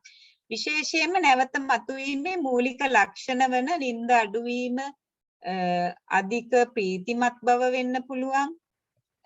ඊළඟට අධික ක්‍රියාකාරීත්වය, එයා ආහාර වේල් මගහැරලා වැඩ කර ඉන්නවා, ආහාර වේල් මගහරිනවා. ඒ වගේ වෙන්න පුළුවන්. අසාමාන්‍ය සැක සහිත බව, කලබල ගතිය වගේ ඒවා එන්න පුළුවන්. විශේෂයෙන්ම අවදානම් කාල සීමාවන් වෙන්නේ. දැන් රෝගය සුව වෙච්ච කෙනෙකුට නැවත මතුවෙන්න පුළුවන්. මෙයා ගෙදර ඉඳලා නැවත රැකියාවට යන අවස්ථාව. අපි දන්නවනේ දැන් රැකියාවෙන් නිවාඩු හම්බ වෙනවා යම් කිසි කාලයකට. ඊට පස්සේ රැකියාවට යනවනේ. එතකොට යාට දරුවා එක්ක ඉන්න තියෙන අවස්ථාව අඩු වෙනවා. ඊළඟට වෙහෙස වැඩි වෙනවා. මේ වගේ වෙනස්කම් ටිකක් වෙනවා. එතකොටත් නැවත මතුවෙන්න පුළුවන්. ඊළඟ පදිංචිය වෙනස් වීම. දැන් අපි දන්නවනේ දැන් අපේ රටේ එහෙමනම් ගොඩක් වෙලාවට දැන් අම්මා ළඟට එනවා බබා ලැබුණාම ඊට පස්සේ ටික දවසක් යනකොට ආපහු මහත්තයාගේ ගෙදරට එහෙම යනවනේ නේද? ඒ වගේ පදිංචිය වෙනස් වීමත් එක්කත් එයාගේ කාර්යභාරයන් වෙනස් වෙනවානේ. මානසික පීඩනයක් නැවත ඇති වෙලා ඒත් එක්ක මේ රෝග තත්ත්වය නැවත මතුවෙන්න පුළුවන්. ඒ වගේම ඊළඟ ගර්භණීතාවයේදී සහ ඊළඟ ප්‍රසව අවස්ථාවේදී මේ රෝග තත්ත්වය නැවත මතුවෙන්න පුළුවන්. එතකොට මේ අවස්ථාව ගැන අපි චුට්ටක් අවධානයෙන් ඉන්න ඕනේ සහ ඒ පවුලේ අය දැනුවත් කරලා තියන්න ඕනේ. ඊළඟට යහපත් සෞඛ්‍ය පවත්වා ගන්න එක, නිින්ද, ව්‍යායාම, ආහාර රටාව, සමාජ ඇසුර, විවේකය වගේ දේවල් යහපත් සෞඛ්‍ය යහපත් විදිහට පවත්වා ගන්න එක වැදගත් වෙනවා. ඊළඟට යම්කිසි වෙනසක් සිද්ධ වෙනවා නම්, නැවත මතුවීමක් වෙනවා නම් කාටද කතා කරන්නේ, අපි උදව් ගන්නේ කාගෙන්ද, තමන්ගේ ප්‍රතිකාර කණ්ඩායම කවුද කියන එක අඳුනාගෙන ඉන්න එක, ඒගොල්ලන්ගේ නම්බර්ස් තියාගන්න එක, ඒක වැදගත් වෙනවා. එතකොට ඒ වගේම මේ රෝග තත්ත්වයෙන් සුවය ලැබුණාම පස්සේ අම්මා කෙනෙකුට මෙන්න මේ ගැටලු තියෙන්න පුළුවන්. දරුවා සමග බැඳීමක් ඇති කර ගැනීමේ අපහසුතාව. දැන් දරුවත් එක්ක බැඳෙන කාල සීමාව පහු වෙනවනේ මේ රෝග තත්ත්වය නිසා. සමහරට එයා රෝහලේ, ළමයා වෙනම, කිරි දෙන්න විදිහක් නැහැ, බෙහෙත් ගන්න නිසා, ඒ වගේ ප්‍රශ්න නිසා දරුවත් එක්ක අර මූලික බැඳීම ඇති වෙන අවස්ථාව එයාට මග හැරෙනවා. ඒකට ඒ නිසා මේ දරුවා සමග නැවත බැඳීමක් ඇති කර ගැනීමේ අපහසුතාවය තියෙන්න පුළුවන්. ඒ වගේම එයාගේ මේ මග හැරුණු කාලේ, බබා හම්බ වෙලා ගෙදර ගිහිල්ලා ඉන්න කාලේ එයාට මග හැරෙනවානේ. ඒ මග හැරුණු කාලය ගැන පසුතැවීමක්, දුකක් ඇති වෙන්න පුළුවන් එයාට. ඒ නිසා ද්විතීකව විෂාදයේ කාංසාව ඇති වෙන්න පුළුවන්. දැන් රෝගය සුව වුණාට පස්සෙත් එයාට මේ දැන් දුක නිසා මේ මගහැරිච්ච කාලය ගැන පසුතැවීමත් එක්ක විෂාදය ඇති වෙන්න පුළුවන්. ඊළඟට ආත්ම විශ්වාසය අඩු වෙන්න පුළුවන් මේ අම්මගේ දරුවාගේ වැඩ කර ගැනීම සම්බන්ධව ආත්ම විශ්වාසය අඩු අම්මා කෙනෙක් වෙන්න පුළුවන් එයා. එතකොට පසුපස මේ සංකූලතා අපි මුල් අවස්ථාවේ හඳුනා ගැනීම ගොඩාක් වැදගත් වෙනවා. ඒ මොකද මුල් අවස්ථාවේ හඳුනාගත්තේ නැත්නම් මොකද වෙන්නේ? ප්‍රතිකාර නොලැබෙන්න පුළුවන්. ඒ වගේම ප්‍රතිකාර ලැබීම ප්‍රමාද වෙන්න පුළුවන්. ඒ වගේම තමයි අම්මටයි දරුවටයි දිගු කාලීන හානි සිද්ධ වෙන්න පුළුවන්. උදාහරණයක් විදිහට මුල් අවස්ථාවේ දරුවට දැන් මේ රෝගය හඳුනාගත්තේ නැත්නම් මේ රෝගයත් එක්ක ඉන්න අම්මා දරුවට කිරි දෙන එක, දරුවාගේ වර්ධනයට අවශ්‍ය දේවල් ඒවා අඩු වෙන්න පුළුවන්, අම්මගෙන් අතපසු වෙන්න පුළුවන්. එතකොට ඒවත් එක්ක දරුවාගේ වැඩිම දුර්වල වෙන්න පුළුවන්, දරුවාගේ මානසික සංවර්ධනය දුර්වල වෙන්න පුළුවන්. ඒ වගේ දේවල් වෙන්න පුළුවන්. ඊළඟට රෝහල්ගත කිරීමට සිද්ධ වෙන්න පුළුවන්. සමහර විට මුල් අවස්ථාවේ හඳුනාගත්තොත් සුළු ප්‍රතිකාරයකින් සුව කරගන්න පුළුවන් එක සමහර වෙලාවට දරුණු තත්ත්වයට යන්න පුළුවන්. රෝහල්ගත කරන්න, විද්‍යුත් කම්පන ප්‍රතිකාර දෙන්න සිද්ධ වෙන්න පුළුවන් දරුණු තත්ත්වයට ගියොත් එහෙම. ඊළඟට අම්මයි දරුවයි අතර සම්බන්ධතාවයට මේ රෝග තත්ත්වය ඍණාත්මක විදිහට බලපානවා. රෝග තත්ත්වය ප්‍රතිකාර ප්‍රමාද වුණොත්, හඳුනා ගන්න ප්‍රමාද වුණොත් මේ දිගු කාලයක් පවතින්න පුළුවන් රෝග තත්ත්වය. ඒ නිසා මේ ඍණාත්මක බලපෑම වැඩි වෙනවා. ඊළඟට සමස්ත පවුලේ සම්බන්ධතාවලට මේ රෝග තත්ත්වය බලපාන්න පුළුවන්. විවාහයට පවා දික්කසාද වෙන්න, විවාහය ඇතුළත ගැටලු ඇති වෙන්න පවා මේ රෝග තත්ත්වය හරියට ඒ පිළිබඳ දැනුම ලැබුණේ නැත්නම් ඒගොල්ලන්ට හරියට මේ රෝගය තේරුම් අරගෙන ඒකට ප්‍රතිකාර ලබා ගන්න බැරි වුණොත් විවාහය පවා දෙදරා යන්න සිද්ධ වෙන හේතුවක් වෙන්න පුළුවන් මේ රෝග තත්ත්වය. ඊළඟට අම්මගේ දරුවගේ ආරක්ෂාවට තර්ජනයක් මේක හඳුනාගත්තේ නැත්නම් විශේෂයෙන්ම සිය දිවි හානි කර ගැනීමේ අවදානම සහ ලදරු ඝාතන අවදානම නිසා.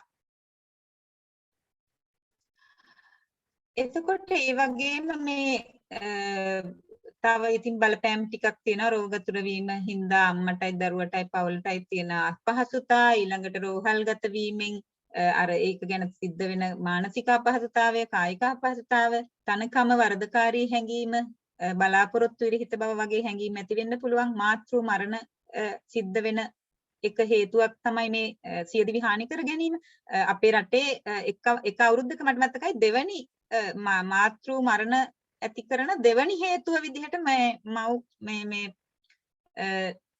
සියදිවි හානි කර ගැනීම ආවා දෙවෙනි හේතුව විදිහට. ඊළඟට මේ මාතෘභාවයේ තෘප්තිය දරුවත් එක්ක සම්බන්ධතාවය ඒ වගේ දේවල් මගහැරිලා යන එක. ඊළඟට මේ රෝග ඇති වෙලා මුල් කාලය දරුවත් එක්ක ඉන්න නොලැබිච්ච අම්මලාගේ මෙන්න මේ දේවල් දැකලා තියෙනවා. දරුවාගේ ඉඟි තේරුම් ගැනීමේ දුර්වලතා. දැන් සාමාන්‍යයෙන් අම්මා කෙනෙක් දාලා මේ කඩන විදිහෙන් දන්නවනේ මේ යඬන්නේ බඩගිනි වෙලා, මේ යඬන්නේ චූබර වෙලා, මේ යඬන්නේ මොකක් හරි වෙන රස්නේ වැඩි වෙලා හරි. එහෙම කියලා අඳුර ගන්නවනේ අම්මලා ගොඩක් වෙලාවට කාලයක් යනකොට අඳුර ගන්න පුළුවන් වෙනවා. එතකොට මේ වගේ ළමයාගේ ඉඟි තේරුම් ගැනීමේ දුර්වලතා තියෙනවා මේ අම්මලාගේ. ඊළඟට සමහර වෙලාවට මේ අම්මලා දරුවා ගැන අර ඍණාත්මක ආක්‍රමණකාරී හැසිරීම ඊළඟට වගකීම් විරහිත හැසිරීම පෙන්වන්න පුළුවන්. ළමයා ගැන හැමතිස්සෙම ඍණාත්මකව හිතනවා. ඒ වගේ දේවල් වෙන්න පුළුවන් මේ අම්මාති. ඊළඟට මේ දරුවන්ගේ බුද්ධිමය වර්ධනය සහ චිත්ත වේග සංවර්ධනයේ අඩුළු හුඬුකම් ඇති වෙන්න පුළුවන් කියලා හොයාගෙන තියෙනවා. මේ අම්මට මේ ගැටලුව මුල් අවස්ථාවේ ඇති වුණ දරුවෝ. එතකොට මේක අපි දැන් සුව කරන විදිහ ගැනනේ දැන් කතා කරේ වළක්වා ගැනීම ගැන කතා කරොත් ඇත්තටම මේක වළක්වා ගැනීම කියන එක දැන් අර මේකට පසුබිම් වෙන හේතු කාරණා වර්ග දෙකක් තියෙනවානේ. එකක් තමයි මේ ජෛව රසායනික ඇඟ ඇතුලේ සිද්ධ වෙන වෙනස් වීම ටික. ඒක අපිට වළක්වන්න බෑ. ඒක ගර්භණී භාවයේ සහ දරුවා ලැබීමේ ප්‍රසවයේ අනිවාර්ය දේවල් ටිකක් තමයි මේ ඇඟ ඇතුලේ සිද්ධ වෙන ජෛව රසායනික දේවල් ටික. එතකොට ඒක මේකට හේතු වෙනවනේ. ඒක අපිට වළක්වන්න බෑ. නමුත් අර ඊට අමතරව තියෙන මනෝ සමාජීය ගැටලු ටික අවම කරගන්න අපිට යම්කිසි මැදිහත් වීමක් කරන්න පුළුවන්. එතකොට එතෙන්දී ඇත්තටම දැන් ඒගොල්ලන් ගැටලුවක් නැතුව ගෙදර ඉන්නකොට ඒගොල්ලෝ උපදේශන වලටවත් වෛද්‍ය ප්‍රතිකාර වලටවත් එන්නේ නැහැ. නමුත් අපේ වෛද්‍ය අපේ ප්‍රිවෙන්ටිව් සයිඩ් එකේ කියන්නේ අපේ රෝග නිවාරණ අංශය අපේ රටේ සෞඛ්‍ය ක්ෂේත්‍රයේ ඔයගොල්ලෝ දන්නවා ලෝකයේම සුවිශේෂ කෙනෙක් ඉන්නවනේ අපේ සෞඛ්‍ය ක්ෂේත්‍රයේ කවුද? Midwife miss. කියන්නේ පෞල් සෞඛ්‍ය සේවිකාව. එතකොට මේ පෞල් සෞඛ්‍ය සේවිකාව සහ සෞඛ්‍ය වෛද්‍ය නිලධාරී කාර්යාලවලින් මේ රෝග නිවාරණ කාර්යයත් එක්ක අම්මලාගේ ක්ලිනික්ස් ටිකක් එක්ක කරන වැඩ ටිකක් තියෙනවා. ඇත්තටම ඒක මේ පසු ප්‍රසව සංකූලතා වලින් ඔය මනෝ සමාජීය පැත්තේ හේතු නැති කරන්න ගොඩක් ලොකු කාර්යභාරයක් එකකින් කෙරෙනවා. විශේෂයෙන්ම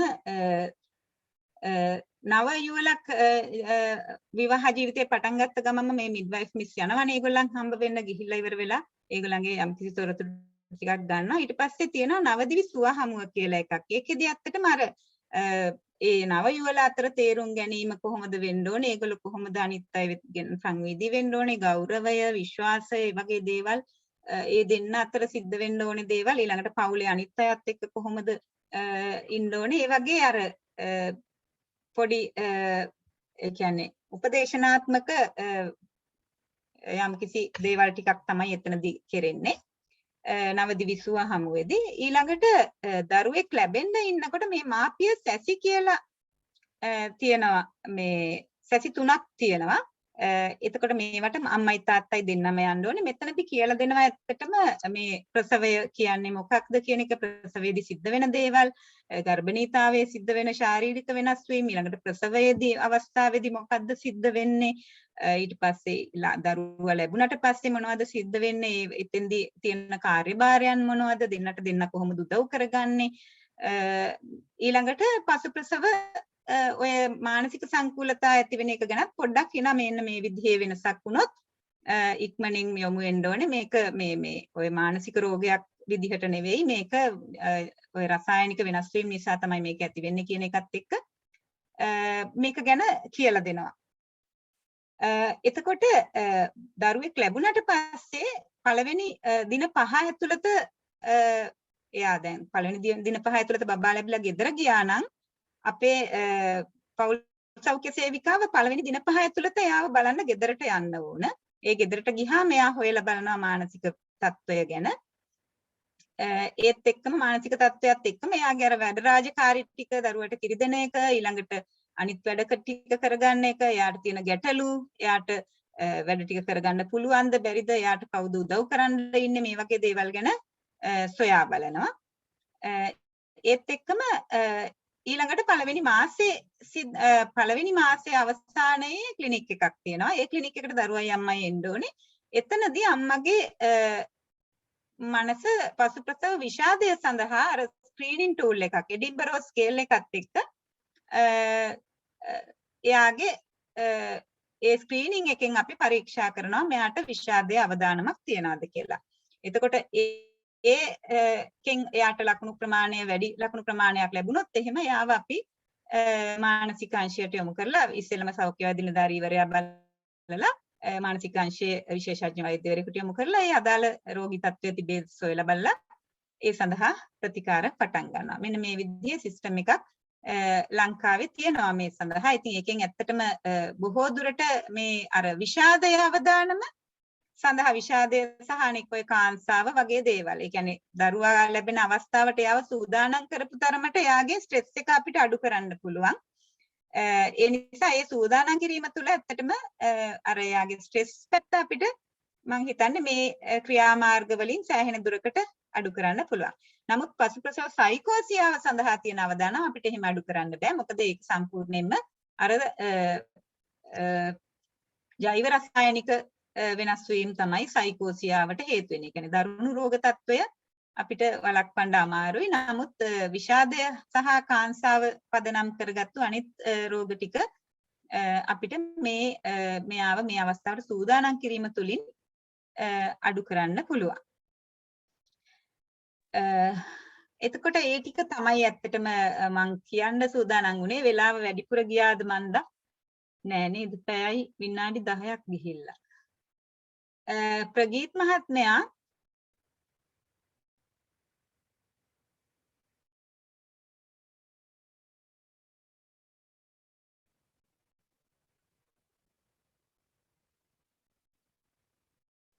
නෑ ડોක්ටර් කාලේ වැඩිපුර ගිහිල්ලා අපි 9 මාසයක් මම හිතන්නේ මම දැන් අවස්ථාව දෙන්නම් අපේ සමාජිකයන්ට පුළුවන් ඔයාලගේ මයික් ඔන් කරලා කතා කරන්න. මොන හරි වෛද්‍යතුමියගෙන් ඔබට ප්‍රශ්න ගැටලු එහෙම නැත්නම් වැඩිදුර පැහැදිලි කර ගැනීම තියෙනවා නම් අවස්ථාව දෙන්න.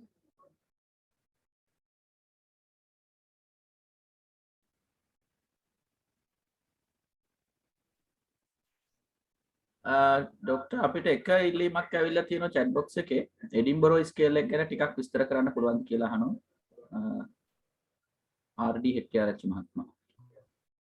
ඔව් එඩින්බරෝ ස්කේල් එක ඇත්තටම එඩින්බරෝ ස්කේල් එක ගැන විස්තර කියන්නේ මෙහිමයි. ඒකේ ප්‍රශ්න කීපයක් තමයි තියෙන්නේ. උත්තර 4 බැගින් තියෙනවා හැම ප්‍රශ්නෙටම ස්ක්‍රීනින් ටූල් එකක්. එතකොට ඒකෙන් අපි ඒකේ ලකුණු දෙන ක්‍රමයක් තියෙනවා. ඒකේ ලකුණු 9කට වැඩිය තියෙනවා නම් අපි පසු ප්‍රසව විෂාදයේ අවදානමක් තියෙනවා කියලා තමයි ගණන් ගන්නෙ. එතකොට අපි ඒකෙන් ඇත්තටම ඒක ඩයග්නෝස් කරන්න බෑ. මේක ස්ක්‍රීනින් ටූල් එකක්. ඒකෙන් රෝග නිශ්චයක් කරන්නේ නැහැ අපි. නමුත් අවදානම තියෙන කෙනෙක් විදිහට හඳුනා ගන්නවා. එතකොට ඊට පස්සේ අපි සාමාන්‍ය රෝග පරීක්ෂාවක් කරා එයාගේ මානසික තත්ත්වය පරීක්ෂා කරලා ඇත්තටම මෙයාට මේ ගැටලුව තියනවද විෂාදය තියනවද කියන එක වෛද්‍යවරයෙක් පරීක්ෂා කරලා තමයි දැනගන්නේ. මේ ස්ක්‍රීනින් ටූල් එක දෙන්නේ අපේ මිඩ්වයිෆ් මිස් තමයි දෙන්නේ. එතකොට මේකේ ලකුණු 9කට වැඩිය තිබුණොත් තමයි අපි අවදානම් කියලා වර්ග කරන්නේ. තව මොනවද මම ළඟ ඇත්තටම එඩින්බරෝ එකක් දැනට නැහැ. නැත්තම් ෂෙයා කරලා පෙන්වන්න තිබ්බා. ඒ විස්තර ඇතිද කොහොමද?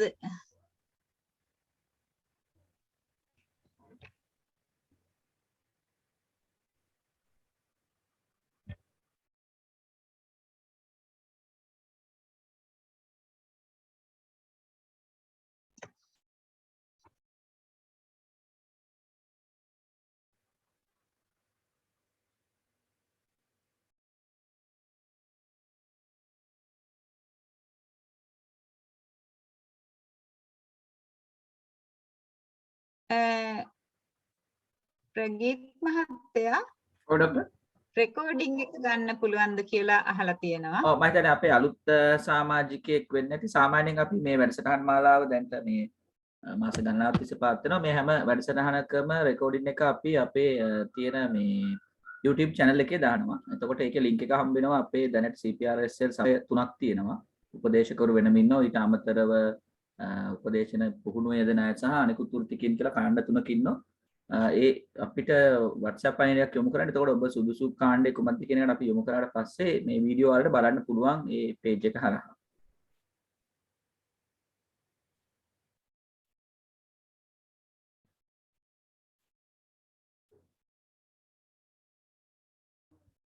ප්‍රසන්ටේෂන් එක ගැනත් අහලා තිබ්බා. ඒකටත් ඇත්තටම පිළිතුරු මම කලින් දුන්නා. ඔබ එකතු වෙන්න අපේ සමූහයට. එතකොට ඔබට එතනින් එක බලන්න පුළුවන්කම ලැබෙනවා. මතන රූ ඉන්නවා අපේ සමූහේ නේද? හොඳයි. තව මොනවාද මේ සම්බන්ධයෙන් ඔබට දැනගන්න තියෙන්නේ? මම හිතන්නේ ඊටම මේ අපූර්ව පැහැදිලි කිරීමක්. ડોක්ටර් බොහොම ස්තුතියි. කොහෙන්ද සිංහල වචන ටික හොයාගත්තේ? ගොඩක් වෙලාවට අපිට හම්බෙන්නේ ඉංග්‍රීසි පමණයි.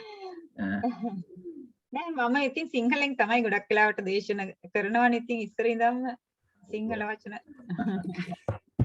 කට්ටිය මම හිතන්නේ ඔබ කතා කරොත් ඔබ අහුවොත් එතුමිය ගොඩක් අත්දැකීම් තියෙනවා. මම විශේෂයෙන්ම අද මේ පිළිබඳව දැනුවත් කිරීමේදී යොමු කරේ එතුමිය ගම්මට්ටමේ මිනිසුත් එක්ක ගිහිල්ලා වැඩ කරලා ප්‍රජාව එක්ක වැඩ කරලා හොඳ අත්දැකීමක් තියෙනවා. ඒක නිසා ඔයාලා ඇසුවතින් මේ ඉදිරිපත් කර කරුණ වලට ඔබට ගිහිල්ලා යම් දේ ඔබට දැනගන්නට පුළුවන් වේවි. ඩොක්ටර් මට පොඩි ගැටලුවක් තියෙනවා. දැන් මට දැනගන්න ඕනේ මේ දැන් සාමාන්‍යයෙන් දැන් ඔය පසු ප්‍රසව විෂාදය වගේ එකක් හැදුනාට පස්සේ ඒක දැන් යම් කාලයක් ප්‍රතිකාර අරගෙන සුව වුණාට පස්සේ දැන් අර විෂාදයේ ලක්ෂණ මතුවලා තියෙන කෙනෙක් නිසා ඒ තත්වයේ යම් සාධක වරින් වර මතුවීමක් වෙන්න පුළුවන් ඊට අවුරුදු ගානකට පස්සේ. මෙහිමයි දැන් සාමාන්‍යයෙන් ඕනෙම මානසික රෝගයක් එකවරක් මතු වුණාට පස්සේ එයාට නැවත මතුවීමේ අවදානමක් තියෙනවා. නමුත් ඒ අතරේ පසුප්‍රසව ගැටලු ඇති වුණාම ඒ අයට සාමාන්‍ය ජීවිතයේදී නැවත ඒ කියන්නේ ඒක සාමාන්‍ය නිට්ටාවට සනීප වෙන රෝගයක් මේ පසුප්‍රසව විෂාදය කියලා කියන්නේ. ඒගොල්ලන්ට නැවත ප්‍රසව අවස්ථාවකදී මේක හැදෙන අවදානම තියෙනවා මම කලින් කිව්වා වගේ.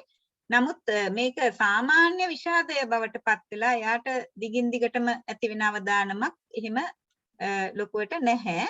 නමුත් මෙහෙම දෙයක් තියෙනවා. දැන් ඕනෑම කෙනෙකුට සාමාන්‍ය විෂාදය කියන එක මතු වෙන්න පුළුවන්නේ. එතකොට ඒ විෂාදය කියන එක මෙයාට ප්‍රසව අවස්ථාවේදී මතු වුණාට එයාට ඒ විෂාදය මතුවීමේ අවදානම් සාධක එයාට තියෙන නිසා වෙන්න පුළුවන් එයාට ප්‍රසව අවස්ථාවේදී වුණත් මේක මතුවුනේ. එහෙම කෙනෙකුට නැවත ඇති වෙන්න පුළුවන්. ඒ කියන්නේ එතකොට අපි ඔය ඔක්කොම එකතු කරලා ගත්තොත් පසුප්‍රසව විෂාදය හැදුන කෙනෙකුට ඒක නැවත මතුවීමේ යම් අවදානමක් තියෙන්න පුළුවන්. සහ ප්‍රසව අවස්ථාවේදී නැවත මතුවීමේ කොහොමද අවදානමක් තියෙනවා. ඒ කියන්නේ ડોක්ටර් දැන් මේ මෙන්ටල් ඉල්නස් සම්බන්ධව හිස්ටරි එකක් තියෙන පේෂන්ට් කෙනෙක්ගේත් එතකොට ප්‍රෙග්නන්සි එකේදී ඒක තවත් ටිකක් උග්‍ර වෙලා මතුවීමේ අවදානමක් තියෙනවා නේද? ඔව් ඒක වෙනම කාරණයක්. කලින් මානසික රෝගයක් තියෙන කෙනෙක්ගේ පසුප්‍රසව අවස්ථාවේ රෝග තත්ත්වයක් ඇති වෙන්න තියෙන අවදානම වැඩි. ඒක අපි මං හිතන්නේ අර අවදානම් සාධක එක්ක මම කිව්වා මං හිතන්නේ නේද?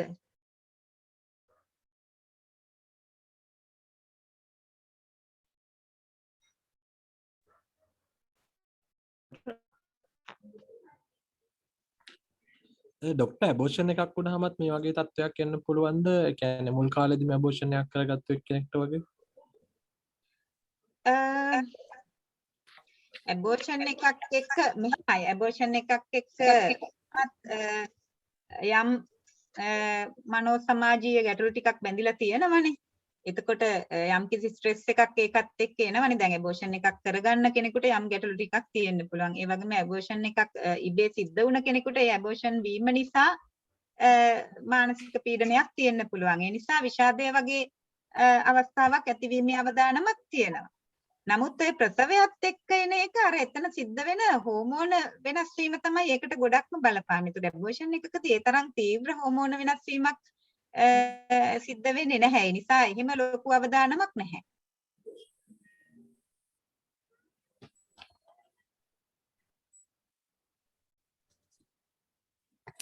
ડોક્ટર ඔව් මට පොඩි කරුණක් දැනගන්න අවශ්‍යයි. දැන් අර මේ ඇත්තටම මේ ගොඩක් වටිනවා මමත් උපදේශන ශාස්ත්‍රයේ දැනට නියැලලා ඉන්නේ.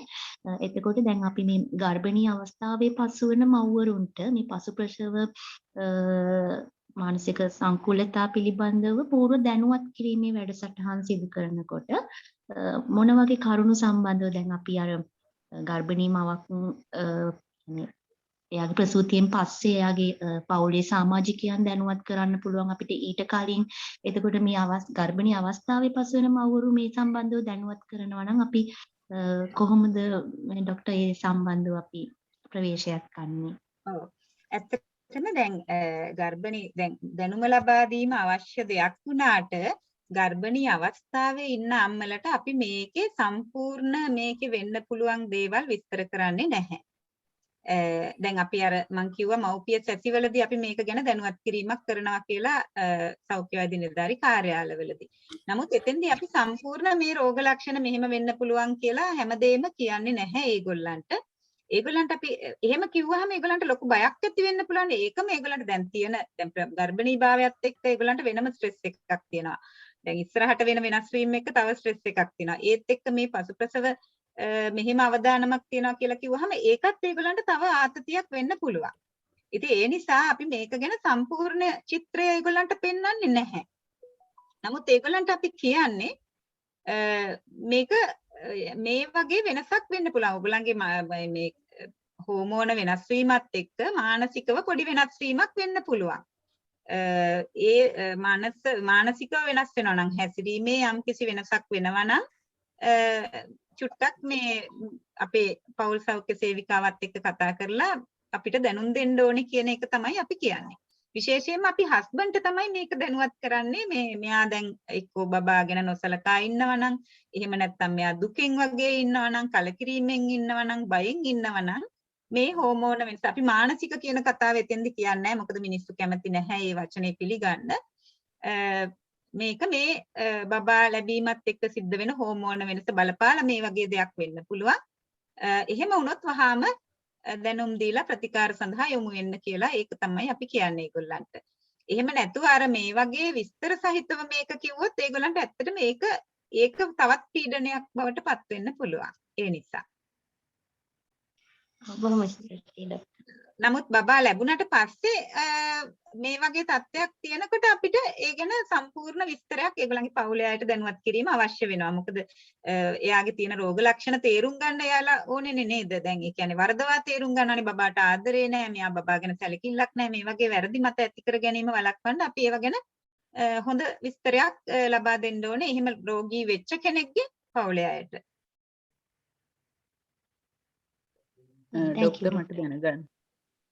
ડોක්ටර් මට දැනගන්න ඕනේ පෝස්ට්පාර්ටම් තත්ත්වයේ පසුවෙච්ච මවකට ලැබිච්ච දරුවෙක් ඒ දරුවට වයස අවුරුදු 3.5 වගේ වෙනකොට අම්මගේ විෂාදීය තත්ත්වයට එක්ක අම්මා දරුවටත් මේ වස දීලා අම්මත් මැරෙන්න හදනවා. ඒ වගේ අවස්ථාවක මේ අම්මගේ පැත්තෙන් නීතිය ක්‍රියාත්මක වෙනකොට ඒ කියන්නේ දරුවට වස දීම දරුවා මිය යාම ඒ වගේ දෙයකදී මවගේ දඬුවම ලිහිල්වීමක් වෙනවද? අන්න ඒ තත්ත්වය පොඩ්ඩක් දැනගන්න ඕනේද? ඔව් මෙහිමයි දැන් අවුරුදු 3ක් ගිහිල්ලා නේද? ඔව් 3.5ක දරුවෙක්. නමුත් අම්මට පසු ප්‍රසව අවස්ථාවේදීද මුල්ම විෂාදය තත්ත්වය ඇති උනේ? ඔව් ඔව්. දැන් මෙහිමයි. දැන් ඔතනදී අපි පසු ප්‍රසව කියන එක පැත්තකින්ම තියමුකෝ. දැන් මවට ඔව්. යම්කිසි මානසික රෝගී තත්ත්වයක් තියෙනවා. එතකොට මේ මානසික රෝගී තත්ත්වය පදනම් කරගෙන තමයි අම්මා මේ දරුවාව ඝාතනය කරන්න උත්සාහ කරාද ඔව්. ඒක දරුවා මිය ගියාද? දරුවා ඝාතනය වෙලා. ඔව්. ඝාතනය වෙලා. ඔව්. එතකොට ඒක දැන් ඇත්තටම නීතිමය විදිහට සාමාන්‍ය ඒ කියන්නේ මිනිමැරුමක් විදිහට තමයි මූලිකව නීතිය ක්‍රියාත්මක කරනවනේ පොලිසියෙන් එහෙම ඔව්. පැමිණිලි ඒ වගේ දැන් මේක අපරාධ අවස්ථාවක්නේ. ඒකට අපරාධ ඔව්. නීතිය අනුව ඒගොල්ලන් වැඩ කටයුතු කරනවා. නමුත් මේ මවගේ රෝගී තත්ත්වයක් තියෙන නිසා එතකොට ගොඩක් වෙලාවට උසාවියෙන් වෛද්‍යවරයෙකුට ඉදිරිපත් කරනවා මව යම්කිසි මෙයාගේ මානසික තත්ත්වය පරීක්ෂා කරන්න කියලා. එතකොට මේ මානසික තත්ත්ව පරීක්ෂාවෙන් ඒ දරුවා ඝාතනය කරන අවස්ථාව වෙනකොට මෙයාට මේ විදිහේ රෝග ලක්ෂණ තිබුණා මේක රෝගයක් කියන එක ඔප්පු කරොත් එතෙන්දී ඒ රෝගී තත්ත්ව නිසා දඬුවම් ලිහිල් වීමක් වෙනවා. ඔව්. හොඳයි ડોක්ටර් බොහොම ස්තුතියි.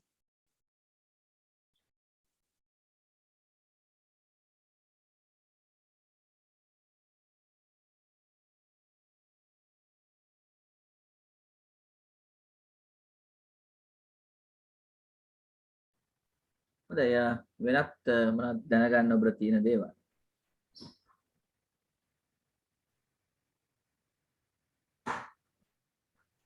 දැන් ડોක්ටර් දැන් අපේ සමහරලාට අහන ප්‍රශ්නයක් තමයි දැන් මේ වගේ තත්ත්වයක් නැතිවීම ආම කරගන්න ડોක්ටර් මුලදීත් කතා කරා. සමහර වෙලාවට මොන වගේ දේවල්ද මුල් කාලේ ඉඳන්ම කරගෙන තියාගන්න පුරුදු වගේ දේවල් නැහුවොත්. ડોක්ටර්ගේ මුල් ආරම්භයේදී තිබ්බා මෙන්න මේ පරිසරයක් හදාගන්න ඕනේ කියලා. තවදුරටත් ටිකක් පැහැදිලි කරන්න පුළුවන් බොහෝ විට උපදේශයට යොමු වෙනවා මේ අපි කියන්නේ පූර්ව විවාහක කියන්නේ විවාහයේ දරුවන් ලබන්නත් කලින් සමහරවල්ලාට කණ්ඩායම් අර එවන් පිරිසකට අපි උපදෙස් දෙනකොට උපදේශනයේදී මඟ පෙන්වීමක් කරනකොට අපේ බොහෝ උපදේශකවරු මෙතන ඉන්න නිසා මොන වගේ දේවල් ගැන යාළව දැනුවත් කරොත් සහ කතා බහ කරොත් හොඳ වෙයිද? ඔව්. ඇත්තටම දැන් අපි බෝවන රෝගයකදී ශරීරයේ ප්‍රතිශක්තිය වැදගත් වෙනවා වගේම දැන් අපි කොරෝනා ගැන කතා කරනකොට මේ කාලේ නේද ප්‍රතිශක්තිය වැදගත් වෙනවනේ අපිට මේ ඒ රෝගේ බෝ වෙන්නේ නැතුව ඉන්න. ඒ වගේ තමයි අර කෙනෙක්ගේ පවුල ඇතුළත එයාගේ සැමියා එක්ක හොඳ සම්බන්ධයක් තියෙන එක, එයාගේ පෞරුෂය හොඳ තත්වයක තියෙන එක, ඒ වගේම පවුලේ අනිත් අයත් එක්ක බැඳීම් හොඳින් තියෙන එක, ආතතිකාරී අවස්ථාවකට මුහුණ දීමේදී එයාට තියෙන ඒ මුහුණ දෙන්න තියෙන දක්ෂතා කෝපින් ඇබිලිටිස් දරා ගැනීමේ හැකියාවන් වගේ ගොඩක් දේවල් බලපානවා මේ විශේෂයෙන්ම මේ මම ඉස්සෙල්ලත් කිව්වා පසු ප්‍රසව සයිකෝසියාවේදී මේ ජීව විද්‍යාත්මක කරුණු බලපෑම නිසා අපිට ලොකු වෙනසක් කරන්න බෑ.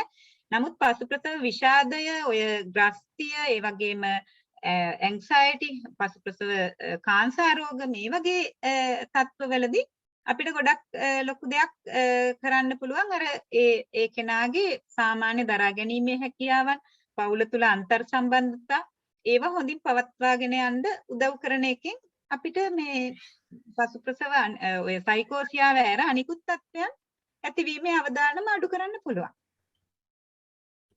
බොහොම ස්තුතියි ડોක්ටර්. හොඳයි අපේ කණ්ඩායමට තවත් ප්‍රශ්න තියෙනවා. අපිට විනාඩි 4ක පමණ කාලයක් ඉතුරු වෙලා තියෙනවා.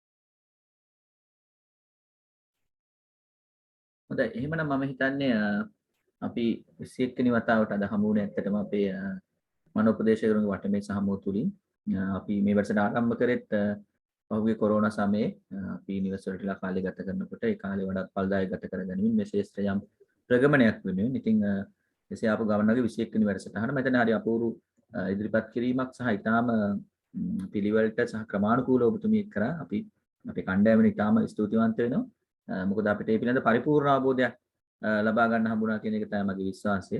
ඉතින් අපේ කණ්ඩායමට තවදුරටත් මේ පිළිබඳව අධ්‍යයනය කරන්න පුළුවන් වෙනවා. අපේ YouTube channel එකට මේ අදාළ වීඩියෝ පටය අපි දැම්මට පස්සේ ඔයාලට එක බලන්නත් පුළුවනි. ඉතින් ඇත්තටම ડોක්ටර් බොහොම ස්තුතියි. අපිට හැමදාම වගේ අපිට මේ දක්වා 21 වෙනි වතාවක් සම්පත්දායකයෝ 30කට 40කට ආසන්න ප්‍රමාණයක් අපිට මේ සහයෝගය ලබා දීලා තියෙනවා. ඉතින් ඔබතුමිත් ඒ කණ්ඩායමේ ඉන්න එක් සමාජිකාවක්. ඉතින් අපි මේ ලංකාව පුරාම විහිදලා ඉන්න උපදේශකවරු අපිත් එක්ක එකතු වෙලා ඉන්න මේ හැමදෙනා වෙනුවෙන්ම වෛද්‍ය ඉන්දුමිනි ඔබට ඉතාම ස්තුතිවන්ත වෙනවා. ඒ වගේම ඔබතුමියගේ තියෙන බලාපොරොත්තු සහ අරමුණු ඉතාම සරල ප්‍රකාරයෙන් සාර්ථක වෙන්න කියලා අපි හැමදෙනාම ඔබතුමියට ප්‍රාර්ථනා කරනවා. ඉතින් එහෙමනම් අපි නැවතත් දෙසතියකට පස්සේ මේ වැඩසටහන් මාලාවෙන් හමු වෙමු. එහෙමනම් මම අපගේ අදහස් අපිත් එක්ක එකතු වෙච්ච හැමදෙනාටමත් අපිට සම්පත්දායකත්වයේ දැක්වූ වෛද්‍ය ඉන්දුමිනිටත් බොහොම ස්තුතිවන්ත වෙමින් සුබ රාත්‍රිය ප්‍රාර්ථනා කරන හැමදෙනාටම අපි නැවතත් මෙවැනි වටමේ සමූහකින් තවත් දෙසතියකින් හමු වෙමු. බොහොම ස්තුතියි හැමදෙනාටම.